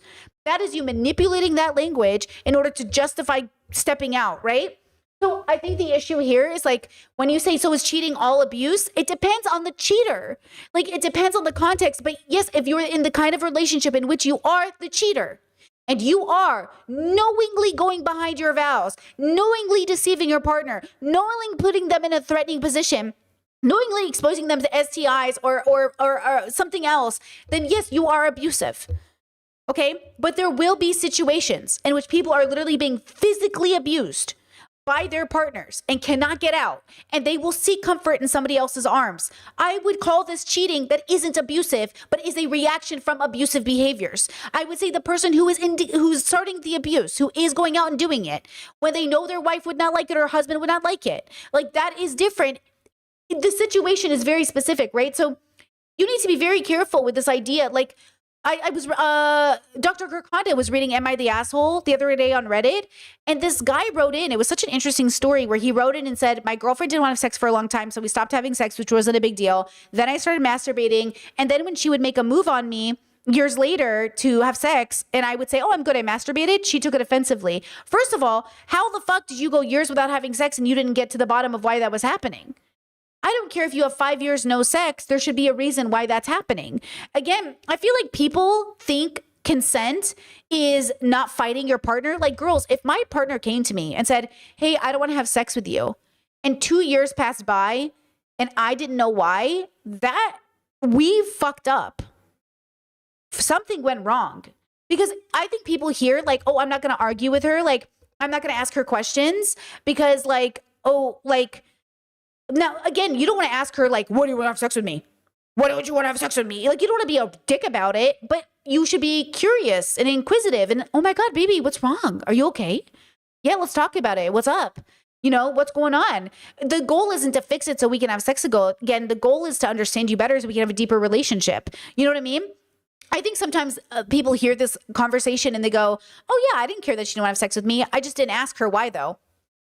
How are you guys going to stay married to people, live with people, you know what I mean? And aren't you curious at all? Don't you want to know why somebody is doing something? Heck, if my sister does something, I'm like, why'd you do that? You know what I'm saying? I don't think that's the norm. Because I hear you, but what I'm not going to do is glamorize that men who cheat are that thoughtful enough to say, I don't want to get caught. No, if you are in the act of cheating, you never gave a fuck about getting caught. I'm not going to glamorize that. Exactly. Exactly. You can speak on it. I can't because black men don't cheat. I don't cheat, but that's a fact. But the ones who don't cheat, that's a different perspective. Yeah. You've cheated in your life? No. Ever? No. But I've had that many relationships. I've been I hate how shocking that seems to people. I do hate that people are like, you've never cheated. People have told me that too. You've never cheated. And I'm like, no. They're like, oh, you've never, like never. And I was like, no. But to be fair, I do think I am having a biological predisposition where I never think about it. It never crosses my mind to cheat. So to be fair, I actually think I can't really take credit for it because I never think about it. I really don't like people. Like, I don't know how to tell you guys how much. Like, I don't know how to communicate to people how much I do not like people like that. I am not about to get naked and penetrated and, you know, dirty and all these things for a what? I would rather just masturbate. Give me a vibrator. You know what I mean? I am not about to even get strap-ons, lube, condoms. You know, I'm just, you know what I mean? I don't need other girls' hair in my butt crack. You know what I mean? I'm good with my own. You know what? I am not going to cheat. Too much work. Not going to happen. Life. Yeah. Can I? Every nigga in his life sans mark, and you did not want to get caught. Yeah, and it's not true. But I hear what you're saying. Okay, so this is the conversation we saw earlier where he was like, nobody ever thinks they're going to get caught when you commit a crime, but subconsciously, I do think sometimes people who do things bad want to get caught because they want someone to hold them accountable because they can't hold themselves accountable. But I think the thrill is also getting caught, kind of like when you're having sex in the car or you're exhibitionist and you're kind of like, will they see me when they won't? So it depends. It's layered. Most of them have parental issues. See, we always talk about mommy issues affect women too. About mommy issues when it relates to men. But why don't we talk about mommy issues when it relates to women? Mm-hmm. And what that looks women like. have mommy issues as well. A lot, yeah. Okay, and what it looks like is a woman's mother abandons her, or, you know, maybe they were in competition their entire life growing up. You know, maybe the mom was competing with her or jealous of her, or the daughter was competing with the mama. You got a lot of things that go on between mother and daughter relationships, and that develops a certain disdain for that young lady towards her mother. Well, that same woman now doesn't know that subconsciously, I got an issue with women. I got an issue with women. Any woman that comes in and identifies as anything similar to my mother, I'm triggered, and she doesn't know that. So I have no problem with dating a married man. I have no problem with fucking the shit out of you knowing you got a wife at home. Because every time I do that, guess who I get to feel like I am hurting or I'm poking at? Come on now, it's who? Yeah. My mother. So this is why when we talk about the side chick, we always talk about, the side chick position and she's waiting to be picked. Let me say something. Sometimes she ain't waiting to be nothing. Sometimes being the side chick that role is actually satisfying her dysfunctional pain pocket and her trauma that y'all know nothing about. Sometimes it ain't even about you. She don't even want you. She got issues and trauma that she could bond with you on. That actually, I don't want to say because in the man's mind, he might think, look, both these women want me, but this other woman might not even want you. She just knows you're married, so she can't have you, which makes you convenient to get her needs met. I don't like the compliment that help her stay in her normalcy of her mother issues. And we don't talk about that enough. We make it seem like, oh, she's just desperate because she has daddy issues. She want to be the side chick. Nah, her father could have been a hell of a father. It could have been her mother who destroyed her. It's not always the man that comes in the house and is the one that's causing the trauma or causing the neglect. It's true. And I guarantee you, her mother suffered because of patriarchy. Here's the dilemma. I have plenty of issues with my mother, and all of them stem from the patriarchal bubble she was raised in, that she herself could not break that generational curse, so I'll do it for her. Why do you think I stand on business so hard? Because I'm fighting for my mother. I'm fighting for all the women in my family. I'm fighting for my grandma who's married at 10 years old. I'm fighting for all the women in my family that couldn't save themselves as children. So I'll do it. Because at least I have the right skills and I have the right compassion to see how my mother suffered under those dynamics, under that patriarchy. And I see the way my mother engages in toxic masculinity. I see the way she throws women under the bus to protect men in the family. And I see it all through the lens of her being a child who's never protected by her family when she came to them for help. My mother begged her father for help and he was not there. She begged her mother for help and she could not help her. My mother was absolutely abandoned in her time of need. And so my mother abandons people in their time of need when it doesn't work within the constructs. My mother abandons her children for the same reason her parents abandoned her, because of fucking religion. It is absolutely religious. It's always the religious schema, because what is religion? Abandonment. What does Jesus say? Leave your families and cling to me. He told his apostles, he told Peter, leave your family and kids, leave your wife and children and cling to me. That's what I'm saying. This patriarchal religion teaches people to abandon their families because it doesn't work within the construct of their moral differences. I'm saying, like, this patriarchal religion is very much ruining my family, and it is ruining our dynamics. All of my family would have been connected. We love each other so fiercely, I can't even explain it to you. And the only thing between my mother and I is Jesus Christ himself. Jesus is cock-blocking my relationship with my mother. And she knows it. She knows it. And I know it. And my father knows it. And my siblings know it. We all know it. And until those family members are willing to decenter Jesus, we're never going to be able to have the childhood we wanted together, the life we wanted together, the one we pretend, the one we say when we call each other, I really wish you were lived near me. I wish we didn't think so differently. I wish we could all be together. We can be. Decenter Jesus. Decenter Jesus. But they won't. There you go. It happens, but you got parents in the house. I always say present parents sometimes cause and present way more trauma. It's a fact. I want to. Okay, now I'll say this: we're gonna wrap up because we could do this all day. But you get the point, right? You get the point of dealing with different bubbles and where everybody's at, and so I really appreciate Dr. Cheyenne because I think her work is probably going to be very pivotal for her bubble. And personally, I would love to see her get away from the patriarchy of it all, but she's Christian, so I get it, right? And so, with all of this said, I would just say, it's the same thing, really ironically with the 4B movement and decenter men we've been doing all week, we're coming to an end, I suppose, is all these women, we're all trying to run away. You want to talk about avoidant personalities, running away from patriarchy, trying to figure out, should we be capitalists? Is this how we're going to free ourselves? Are we going to liberate ourselves? You liberate yourself by decentering patriarchy as a whole, and that includes its relationship to capitalism and its relationship to racism, right? Because these things are all connected. So Again, I have criticisms of Dr. Cheyenne, but I certainly want to give her props for, handling that situation so well, because some of those questions from some of those men, like I could not, my face, like I would need Botox before I went on that, you know what I mean? I would need Botox because of my facial expressions, you know what I mean? And I'm glad we got to cover it today, and I'm glad that you guys could have been here. I know I'm low on spoons. I'm feeling unwell. I'm having hot flashes. Maybe it's premenopause. Maybe it's menopause. May it be menopause. I hope it's menopause. Honestly, I hope it is. Let's make this happen, girls. Let's all manifest menopause for Brittany. Menopause, menopause, menopause, menopause, menopause, menopause. I cannot even explain to you how bad I feel. If I wasn't on birth control I trusted, I would legit think I had morning sickness today. I would think I was pregnant. I felt so bad, hot flashes, and I'm also spotting. I'm TMI, but I am wrecked. This is what I'm saying. You want me to experience all of this and still go to work? Here I am, girls. I will say, I think my favorite videos on the internet have been watching men try to do period machines for cramps, like the cramp machines. And they're being like, you work on this? Yes, we go to work on this. That's what I'm saying. If men had periods, if they had cramps in the way that women do as a whole, they would absolutely give us paid time leave for our menstrual cycles. Jesus Christ. I know lots of people experience periods or period symptoms without bleeding, but I'm just saying if on whole, okay, same with anything else. Okay, not to exclude trans people from their experiences, but oh man.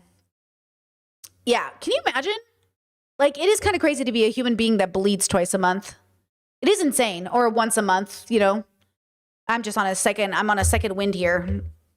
My body is like, hey, do you want to do this twice? No, I did not want to do this twice. Anyways, okay. What does the pain feel like? It feels like somebody is fucking 1-2ing inside of your right behind your belly button and down like this, like Mike Tyson was inside of your body, and then it feels like he's moving and kneading it all the way down, like he's almost sternum punching the inside of your guts.